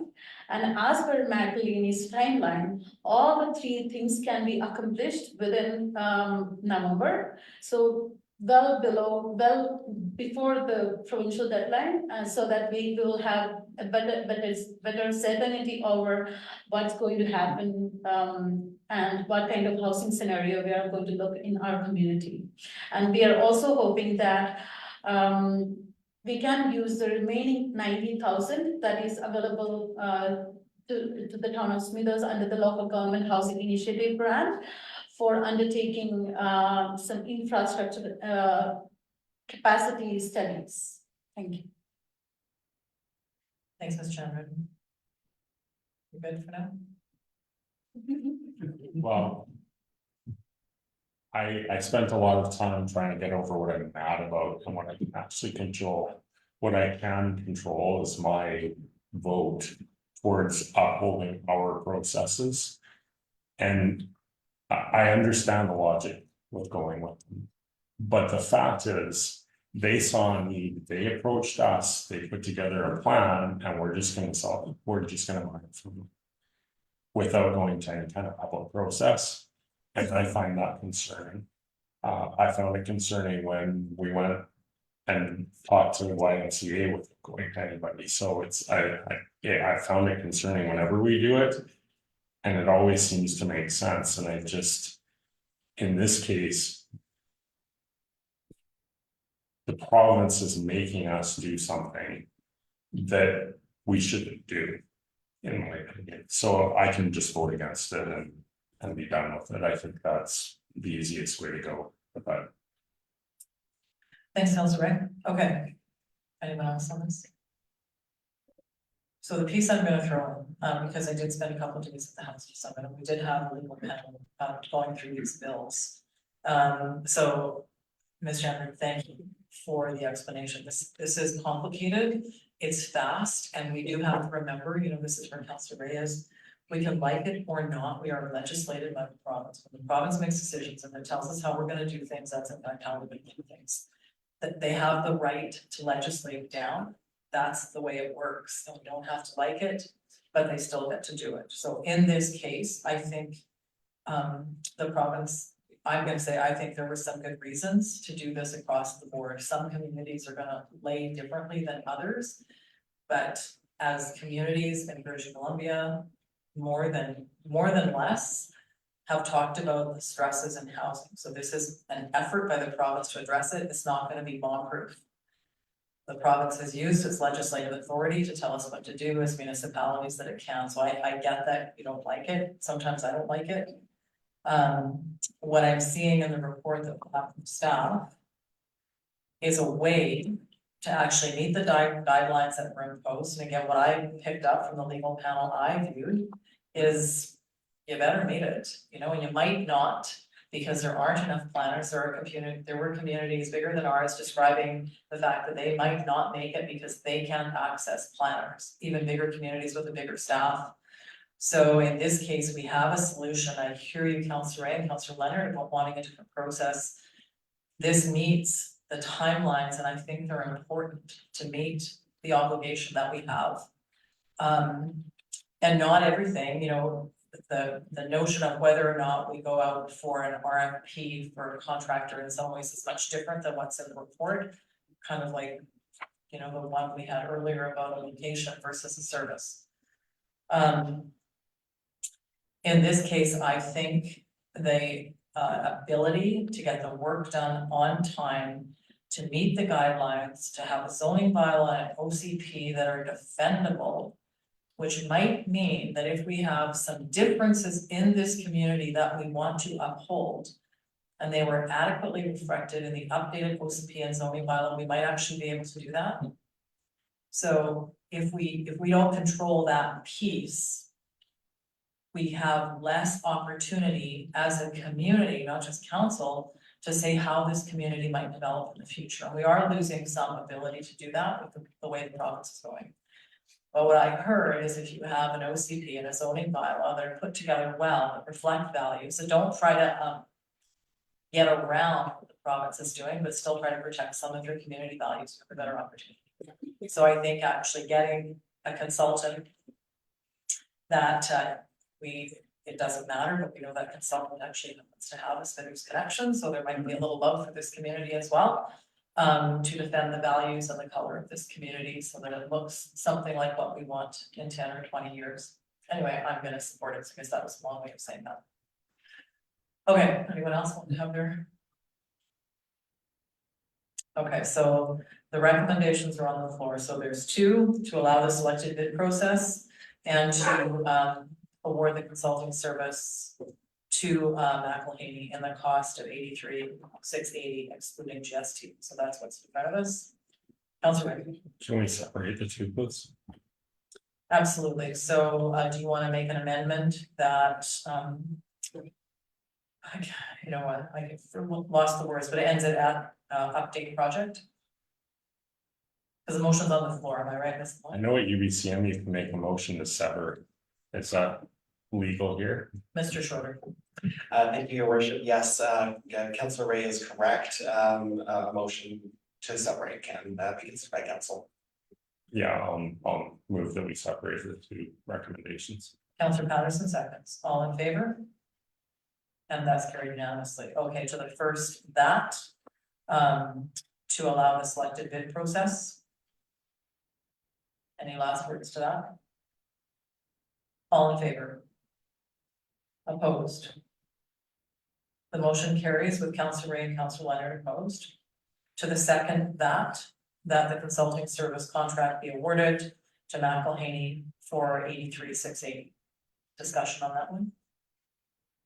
All in favor? Oh, sorry, Councillor Ray, go ahead. No, I wanted to sever so that I did support staff's work in doing this. I didn't support having to do it, but I do support the work that they've done. Okay, thank you. Anyone else to this one? Okay, to the second that, all in favor? And opposed? The motion carries with Councillor Leonard opposed. Okay. Thanks, folks. We've had some hard ones. Okay, 14.7, a report from Mr. Allen, and this is on the Princess Street Upgrades Designs Engineering Service Award.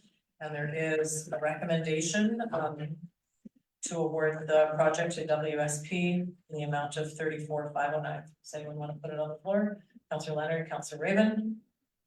Discussion.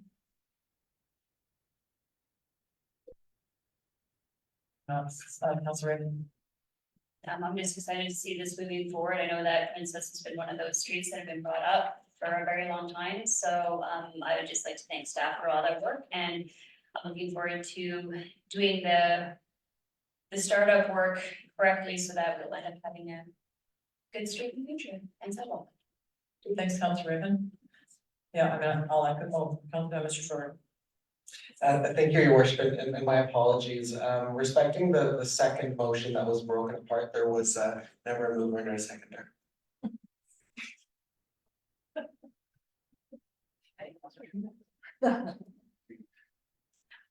Okay, so with your, should we just finish the one we're on now and go back?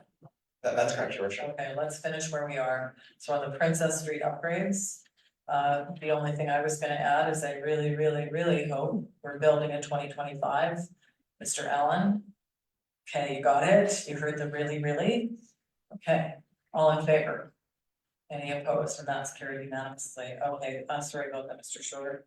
So we'll go back to the second that. So the mover of the overall motion, Ms. LeBlanc, can you give me who moved the original motion? The original motion was Buchanan Patterson. Okay, thank you. So I guess I made that assumption. I'll look for the mover second and for this Patterson. Ray. Okay, so we've got Patterson and Ray. And do we need to revote? That's correct. All in favor? Any opposed? And that carries with Councillor Walden opposed. Thanks for catching my eye there too. Okay. On to the 15s. For information, but we have Ms. Timler. Who's gonna tell us some stuff. So Ms. Timler, I'm just gonna give it to you. Are you ready? I am. I'm just gonna get Sure. this. Lots of us doing shared. other things, all of a sudden, it's over to you.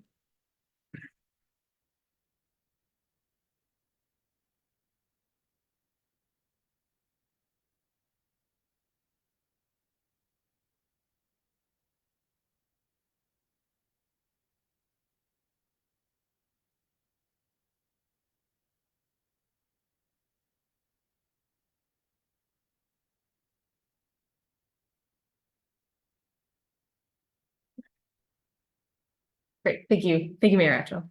And thank you, council, for hearing me today. This will just be another quarterly update for the first quarter of 2024.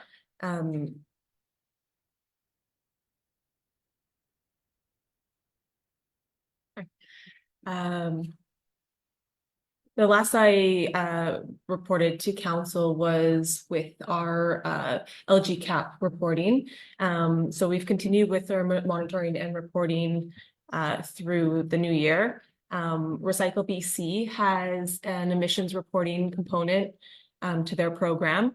That was due in January 31st, following the reporting year. So we reported for the 2023 year, the end of January of 2024.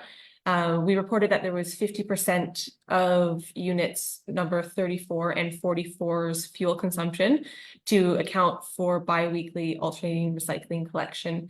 So these values, this 50% value of these units fuel, will be removed from the annual local government climate action program reporting to avoid any double counting.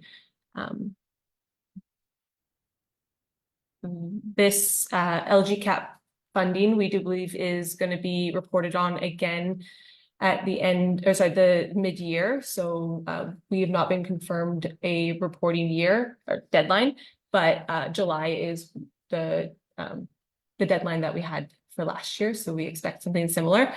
So we'll continue working on that. We do have all the emissions and fuel use data to facilitate that. So we'll be working to get that complete. And looking forward to a fourth year of the program, I've reached out to the province to see if there is any confirmation on a fourth year's funding as we're approaching the end of this third year. And we've been told that the fourth year funding has not yet been formally announced. However, program funding on this of this program is on an annual base budget for the Climate Action Secretariat. So I just want to read a quick quote from an email received from the province when asked if they could confirm on a fourth year funding. They state, yes, LGCAP funding is more than a 3-year fund. Because government budgets work in a 3-year cycle, we initially guaranteed the funds for 3 years.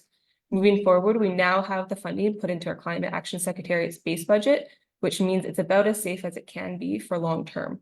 With that, we expect that LGCAP funding will continue for the long term, well past the 3-year mark. So I just wanted to share that with council, and I will continue to keep you informed when I hear any formal announcement. In terms of that LGCAP funding, there are requirements for us to report on our contracted services. There are certain requirements that will take a contractor into a required contractor for reporting. So it has to be a contract over $25,000. Has to involve the delivery of traditional local government services. That's not including any administrative or governance actions. This reporting will only be involved in the operation of vehicles, equipment, and machinery, and will be involved with maintenance services, not for new construction. So that would be, for example, that annual line painting, traffic line painting that we undergo. In the past, for previous years, we have looked at using a proxy fuel consumption value. So this is based on a sample of our contracts and just making the best estimate on our emissions related to these contracted services. So to refine this process, we've worked with staff to add mobile energy reporting requirements into the contracted services contracts and tendering documents moving into 2024 contracts. So this will just refine our reporting. It'll make it more accurate and streamline that process for staff in coming years. So a quick update on the projects that we've been working on. There's been a few projects to do with the with transportation, specifically to do with our corporate fleet. We are currently piloting our first electric vehicle. This was in replacement of the 2009 Dodge Grand Caravan recreation van.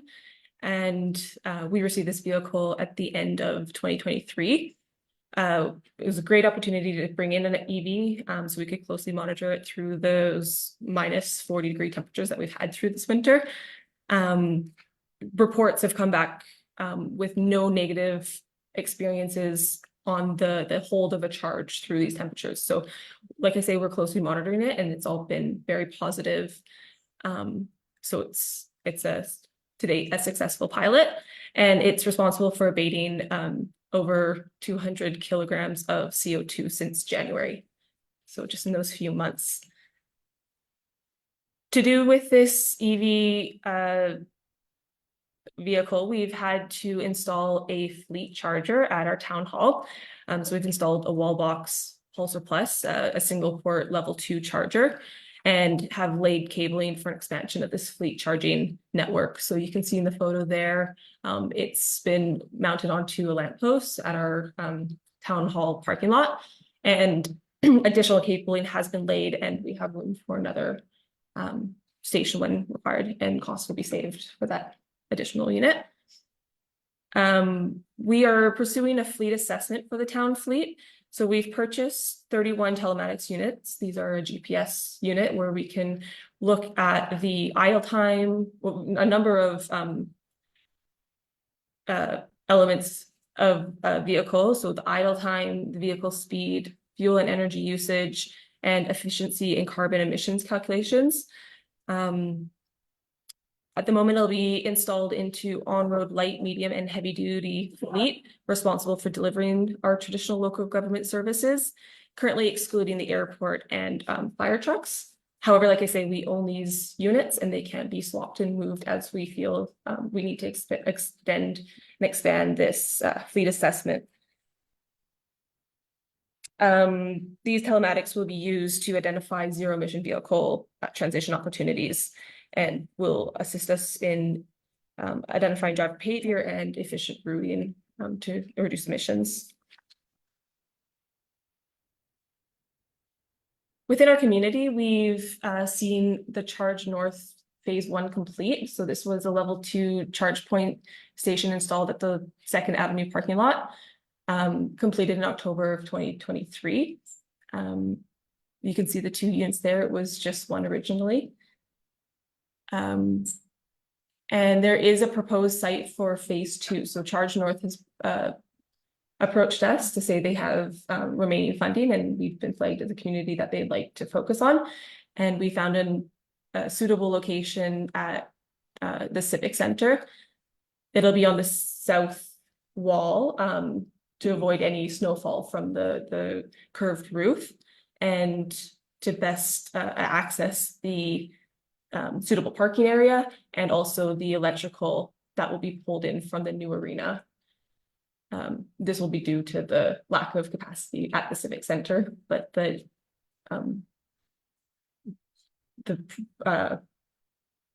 prioritization of that site. This is a proposed site, so there'll be opportunity for me to present an update to council and have that confirmed by yourselves.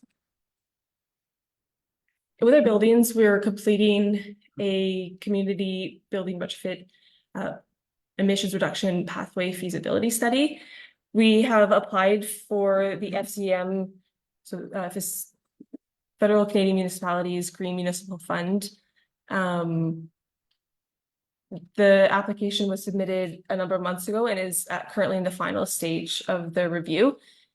Provided we have a success with this application, we will be looking to complete the study for 18 of our town-owned buildings, both town-owned and operated and leased buildings.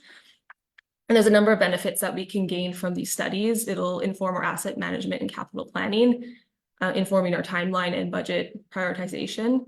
We will be able to focus on projects that will give us the biggest bang for buck, so the greatest emissions reduction for the lowest cost, and be able to add that into our annual budgeting. It'll support future grant applications for specific measures. It'll provide us with the Class C cost estimate that many applications require.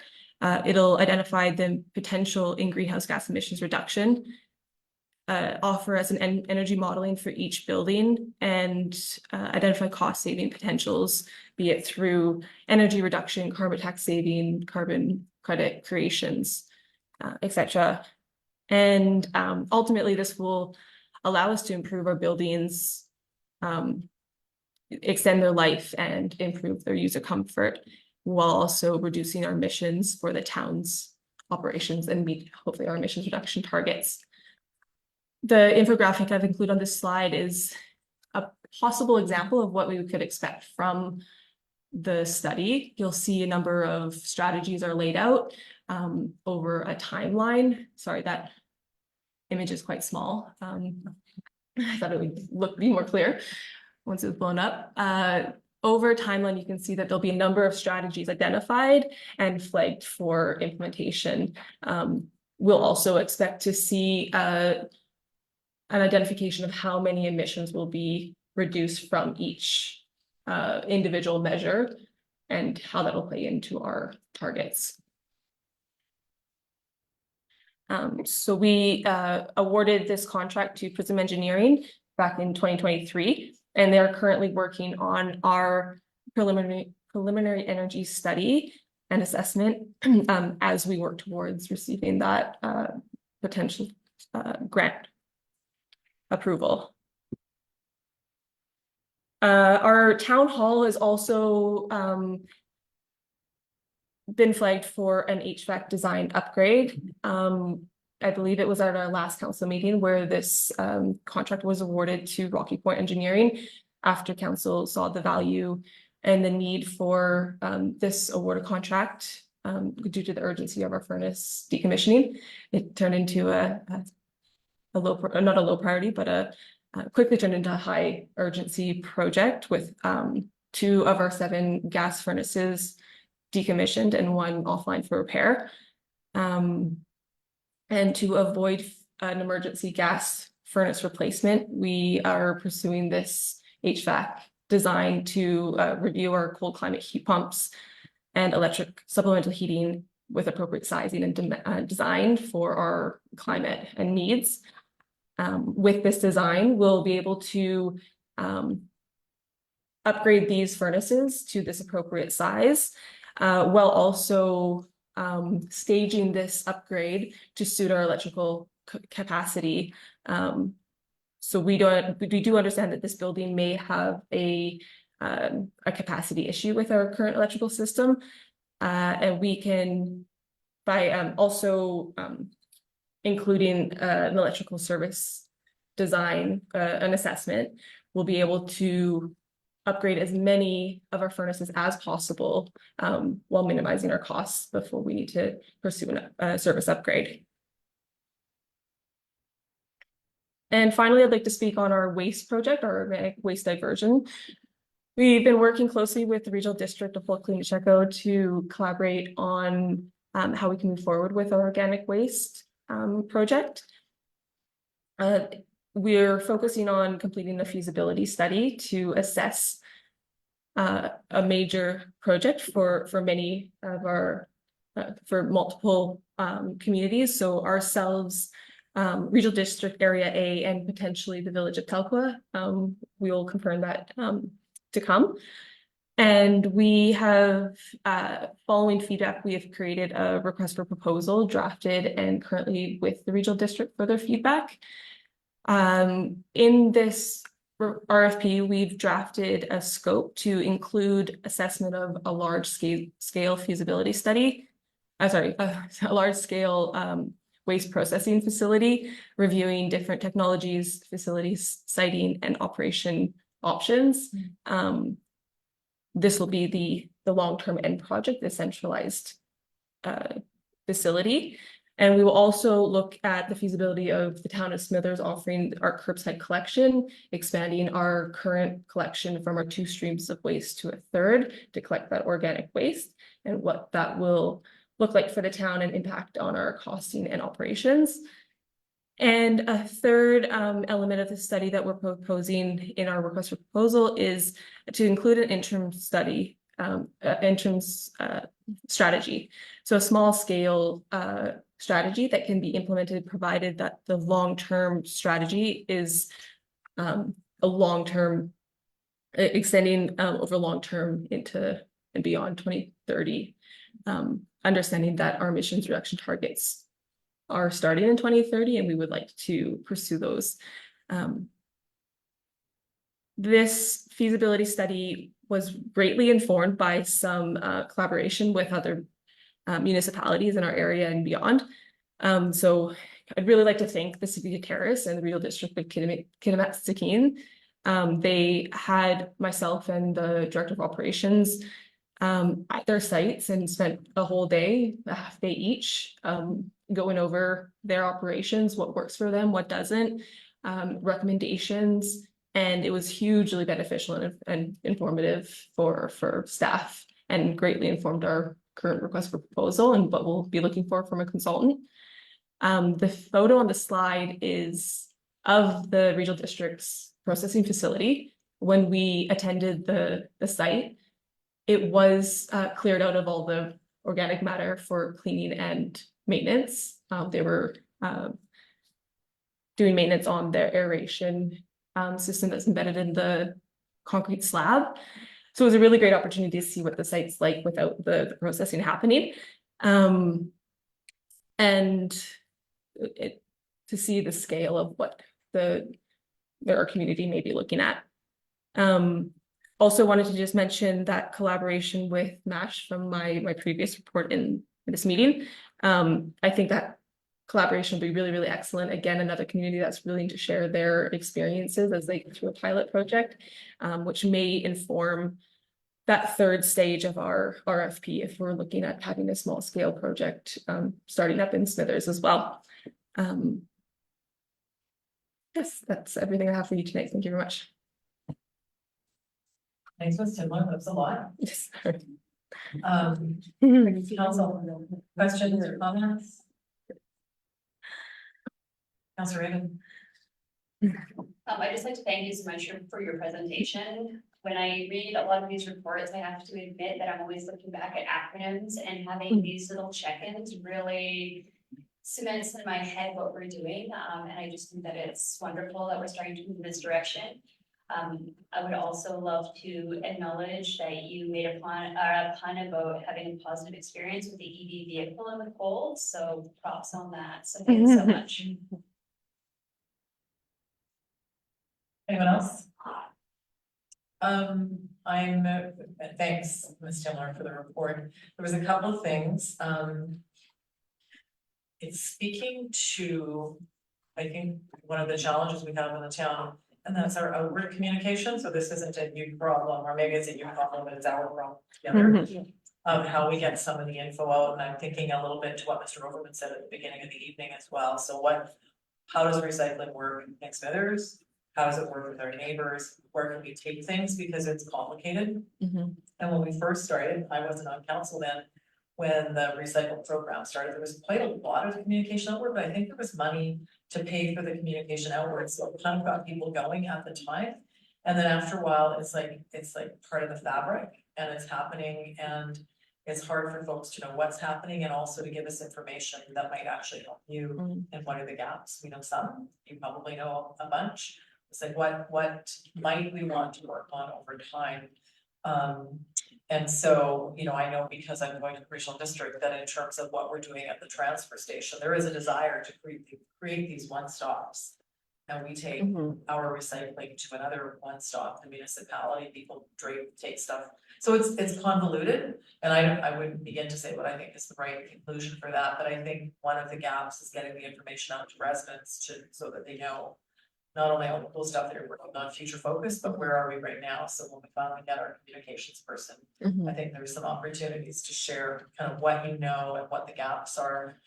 And then also feeding that back to us. It's, it's live in my head, like the multifamily lack of recycling is an issue. But, and then the organic waste version, I mean, that's really exciting. If we can get there, there'll be all kinds of pluses for it.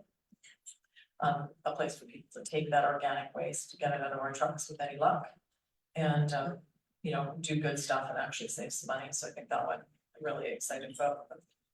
Yeah, appreciate getting the opportunity. Yeah. Last round. Okay, thank you. Thanks for hanging in. Maybe a little later than you wanted to. Okay. Next up we have bylaws 16.1. For adoption. Motion to adopt, Mr. Patterson, seconder, Councilor Raven. Any discussion? And sorry, I guess it is the adoption for bylaw number 1693, which deals with the rezoning of the property, the properties adjacent to Town Hall to CD1 for the purpose of supportive housing. Councilor Beekman. Thank you, Mayor. I'm going to be voting against adoption. I'm not going to be repeating the reasons I gave at our most recent council meeting.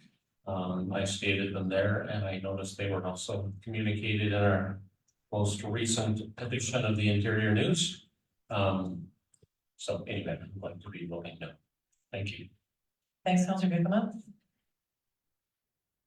Okay, I'm not seeing any other hands in the call. All in favor? And opposed? The motion passes with Councilor Bigama opposed. Thank you. And then 16.2. So we have the Parks and Open Spaces bylaw. The recommendation for first, second, and third reading. Councilor Patterson? Oh, I'm sorry. Okay. Yeah, okay, yeah. So for three, Councilor Ray seconding. Okay, as is our pattern, we'll just vote on this. All in favor? Any opposed? And that's passed unanimously. And second reading, Councilor Patterson, Councilor Bigama, discussion. All in favor? Any opposed? And that's carried. And third reading, Councilor Patterson, Councilor Bigama. One last round, any discussion? All in favor? Any opposed? And that's carried unanimously. Okay. Your worship, if I may, sorry, it's Okay. my tired voice. I just have a few motions related to 62, if I may, for council's consideration. Sorry, did you say you have a few motions? Sorry, I have one motion, but if we decide we want to separate them apart, I'm happy to do that. Maybe give us an idea where you're going. Yeah, absolutely. So I was reflecting on the amount of times that that particular bylaw has come across our table in sort of the last year and a half. And sort of the lack of clarity, I think, on strategic direction that we want to take in the long-term planning of the encampment. So the following motions are to try and progress that strategic long-term planning of the encampment, taking into consideration our strategic plan, including community safety, the safety of the encampment residents, and to try to accommodate some of the staff capacity in managing enforcement of the bylaw in the long term. So again, I have one motion separated by and, but happy to split them if we wish. I'm gonna let you go on this. Sometimes it's helpful to just get the notice of motion unless they're time sensitive, but just because I think unless I miss something, I don't know that we know where you're going. So that's the only reason I'm asking the notice of motion, but I'll give the floor motions always in order, so see where you go. Yep, so we can make it a notice. I think the only reason why I was hesitant to do that is just because of the amount of times that we've had that conversation and just feeling like it maybe we just for whatever reason weren't able to progress. So I'm happy to make it of a notice, but I'll just read them and then I'm happy to send them later as well. So that council referred to the select committee on safety and community well-being, options for consideration on the location, design, and management of the encampment. And that council refer to the select committee on safety and community well-being, options for consideration on potential locations for a community shelter. But I'm happy to take any questions. Is there a second? Councilor Reagan seconds. I guess my comment might be, and you put it in your preamble, is that this has come to the table on more than one occasion. And maybe it feels that this is something that you're trying to kind of drag us along with, and maybe we're not ready to be dragged to, so that might not be fair, so the council can jump in here. We haven't gotten anywhere on the select committee yet. And so it might just be like, we're not there yet. So that's the only feedback I have, but the motions are on the floor now. And so council can make a decision of what they want to do, but I am actually gonna get it read back. I was trying to keep notes. So either, maybe I'll just get Councillor Patterson to read it, because you have the words and Ms. LeBlanc might not. Yeah, and if I may, worship, this isn't to drag anyone. I would absolutely hope that this council doesn't feel like I'm dragging them to do anything. I just feel that the amount of times that we've had a conversation as a council about what we want to do in the long term and what's happening across the street, we haven't had any conversation about what we want to do outside of saying that we're going to continue to support having staff manage enforcement of the bylaws. So for example, before when we had the ability to continue to do the cleanups every 2 weeks, I still think even when we were doing that, the amount of times we had conversations dominating the table around what we were doing. I'm not trying to drag anyone. I'm trying to address a concern that we hear from our constituents and residents from across the street and from staff. I'm just trying to create space to have a conversation. So again, I'm happy to defer it, but I'm absolutely not dragging anyone. So the motion again is that council refer to the select committee on safety and community well-being. Options for options for consideration on the location, design and management of the encampment. And that council refer to the select committee on safety and community well-being. Options for consideration on potential locations for a community shelter. Thank you. I'm going to go with Councilor Ray. I'll just apologize for the use of drag. It just felt like something that we're kind of pushing along, so I apologize for that one. Councilor Ray. I won't move it because I see Councillor Raven has her hand up. But in my mind, I would want to hear back from the committee first. Because if we make this motion now, it's essentially changing their mandate. But I want to see what comes out of it first before we start directing them. But I don't think, I don't think we should drop this. I think we can postpone it until we hear back from them. Thanks, Councilor Ray. Councilor Raven. Ditto what Councilor Ray said, that is actually where I was going with this too, is especially since we don't even have the committee struck yet. We don't know how many people have applied. We haven't even formed. I would really hate to hamper anything before it even gets started. So, yeah, I'm in favor of postponing it, but otherwise I wouldn't vote in favor. Council, anyone else? Councilor Bigman. I'm the same thing. I prefer postponement. Thank you. Councilor Elliott. Thank you, Mayor Mitchell. The last meeting I did, I don't know, maybe express my frustration about how this keeps going around in circles, and I share the way you're feeling about it. And maybe we all do feel the same way. But I think the points are valid around the table that we should wait to see what the committee will come up with and set that up first. I think one of the things that with this bylaw, I think there was some concern with the takedown and those things with what we can do, what we can't do. We want to see what that holds as well. So there's a lot of stuff in the wash still that we have to see come forward. I do think those motions are good, but I think we should wait until we have the committee set up. And I agree, we can't be dragging our feet. Maybe we're already dragging, I don't know, maybe it's a good thing we are. But we definitely need to press forward with this issue for sure. Is a big one. Thanks, Councilor Elliott. Anyone else? The only thing I'm going to add is we are awaiting a staff report, and I think maybe Councilor Patterson, something I have said at the table before is that some of this has happened at this table, and we have held roundtables. So I realize that that's going back over time, but there have been initiatives taken at the table before without a successful outcome. So you're quite correct. It doesn't mean that we shouldn't consider it again. But yeah, perhaps that's part of what I'm feeling. All right. Councilor Patterson, and then Do you need anything from me, your worship, on, because it was a notice of intent of motion? And hearing council, they want to postpone it, do I need to specify anything or? Councilor Patterson, I don't think you introduced it as a notice of motion. You made the motion, so the motion is live on the floor. So I think what I'm hearing council say is someone is likely going to postponement until after the select committee is formed, if I follow the conversation here, but you put the motion on the floor, so it's live on the floor now. So that's what I'm asking, do I need to be the one to make the motion for postponement or no? And you can. Okay. I think anyway, like if I'm wrong in the process, I think Councilor Patterson can make that motion. Any member of council can make that motion. Did you want me to wait until we vote on the motion?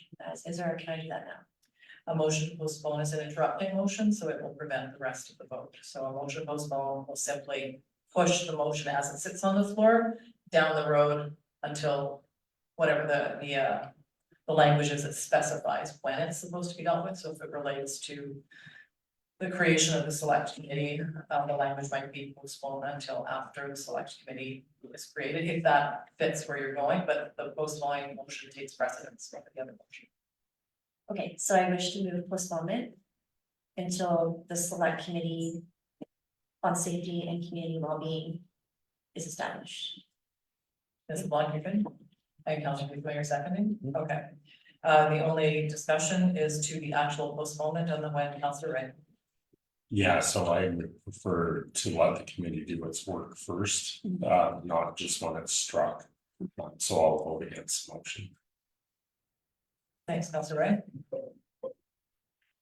I'm gonna struggle with this, but I'm gonna ask anyway, on a motion to postpone, is an amendment in order? Yes, it is, your worship. So I'll offer you that, Councilor Ray, if you wanna take that, otherwise we can see where this goes. And put another motion on the floor. Sorry, I'm not, my memory of when they're supposed to report and what they're supposed to report is a little bit dim. So if somebody could help me with that. Mr. Schroeder. Oh, Councilor Leonard. Mr. Schroeder, then Councilor Leonard. Thank you, your worship. The committee is not designed and does not have any obligations to provide recommendations to council until 1 year. At that point, a report on the effectiveness of the committee would have to be provided to council. Outside of that, there are no specific timelines for the committee to provide any material information to council. I'm gonna go to Councilor Leonard and I'll come back, Councilor Leonard.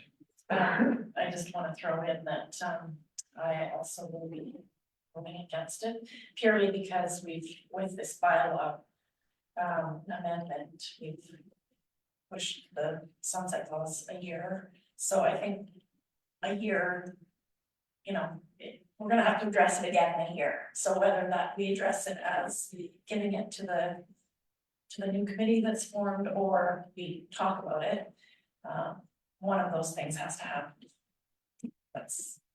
Thanks, Councilor Leonard. Councilor Ray. I move we amend the motion by postponing until the 1 year report on the effectiveness of the committee has been brought forward. Is there a seconder to the amendment? Councilor Buchan, the seconds.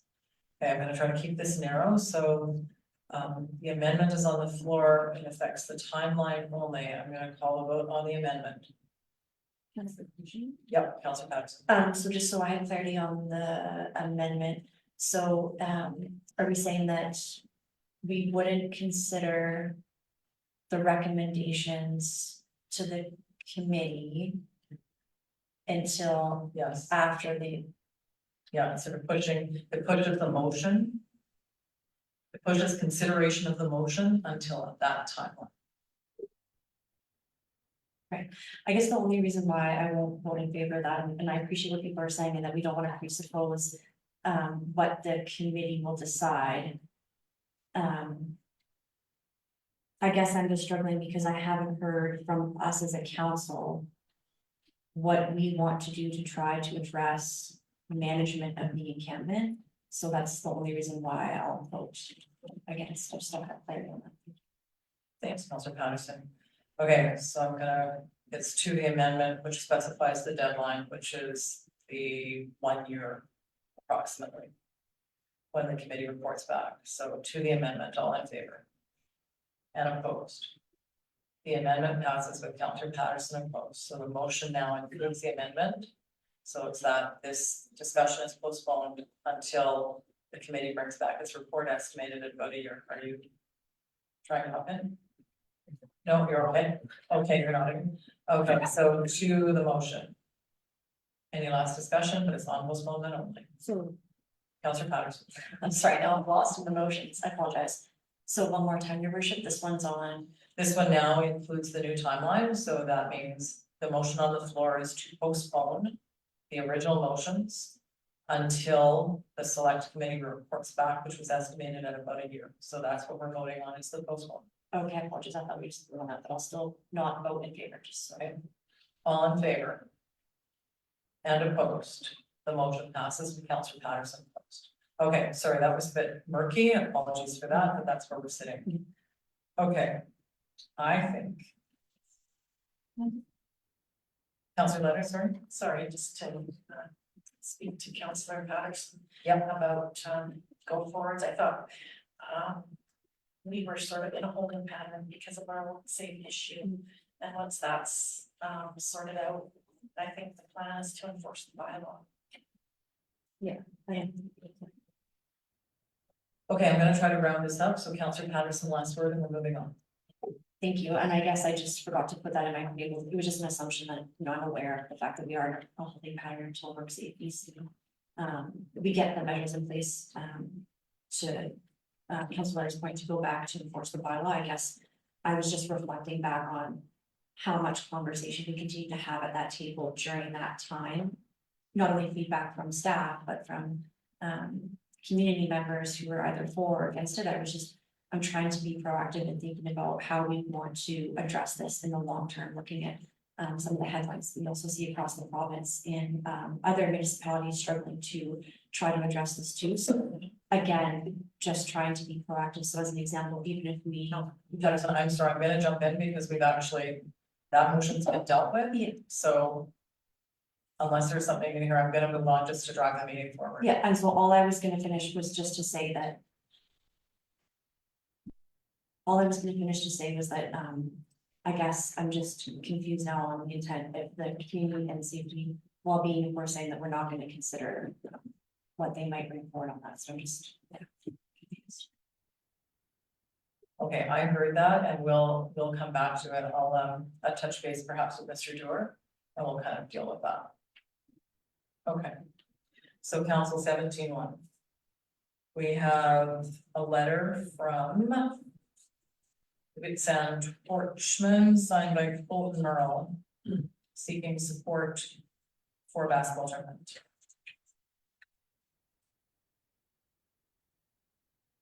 Council Leonard. Do we typically do? Okay, that's what I thought. Yeah, we don't typically provide financial support to events or entities. Councillor Patterson. Thank you. So I just had two questions. One was, is there any opportunity for us to at least write back and offer that we could provide grant writing support? We can always write back, that much I know. I don't know who to ask, Mr. Shore, just on the edges of our grant writing support. Thank you, Mayor. My comments were going to more so be to the time sensitive nature of this matter. The tournament is scheduled for March 8th, which would be before council's next meeting, which was why this item was included for your consideration here, instead of having a cover report. Additionally, to the grant writing portion, maybe I'll defer to Mr. Dewar unless. Yep, absolutely. So that's one that, and we can follow up with them and make sure that they're aware of it, but there is grant writing supports that would be available to this group as well as other members of the community. And whether that be through the regional district or through the province, that may be one of the groups that best serves this group that, is sports team from outside of our community. Thanks, Mr. Dewar. Councillor Patterson. That's good. So, but definitely could write back and inform that that service is available like the Duke at Mass Stadium. I'm guessing, but. Okay. The 18th, is there anything people would like to pull out?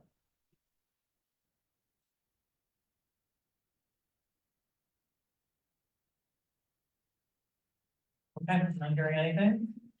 We've dealt with the 19th already. In which case, I think we're there.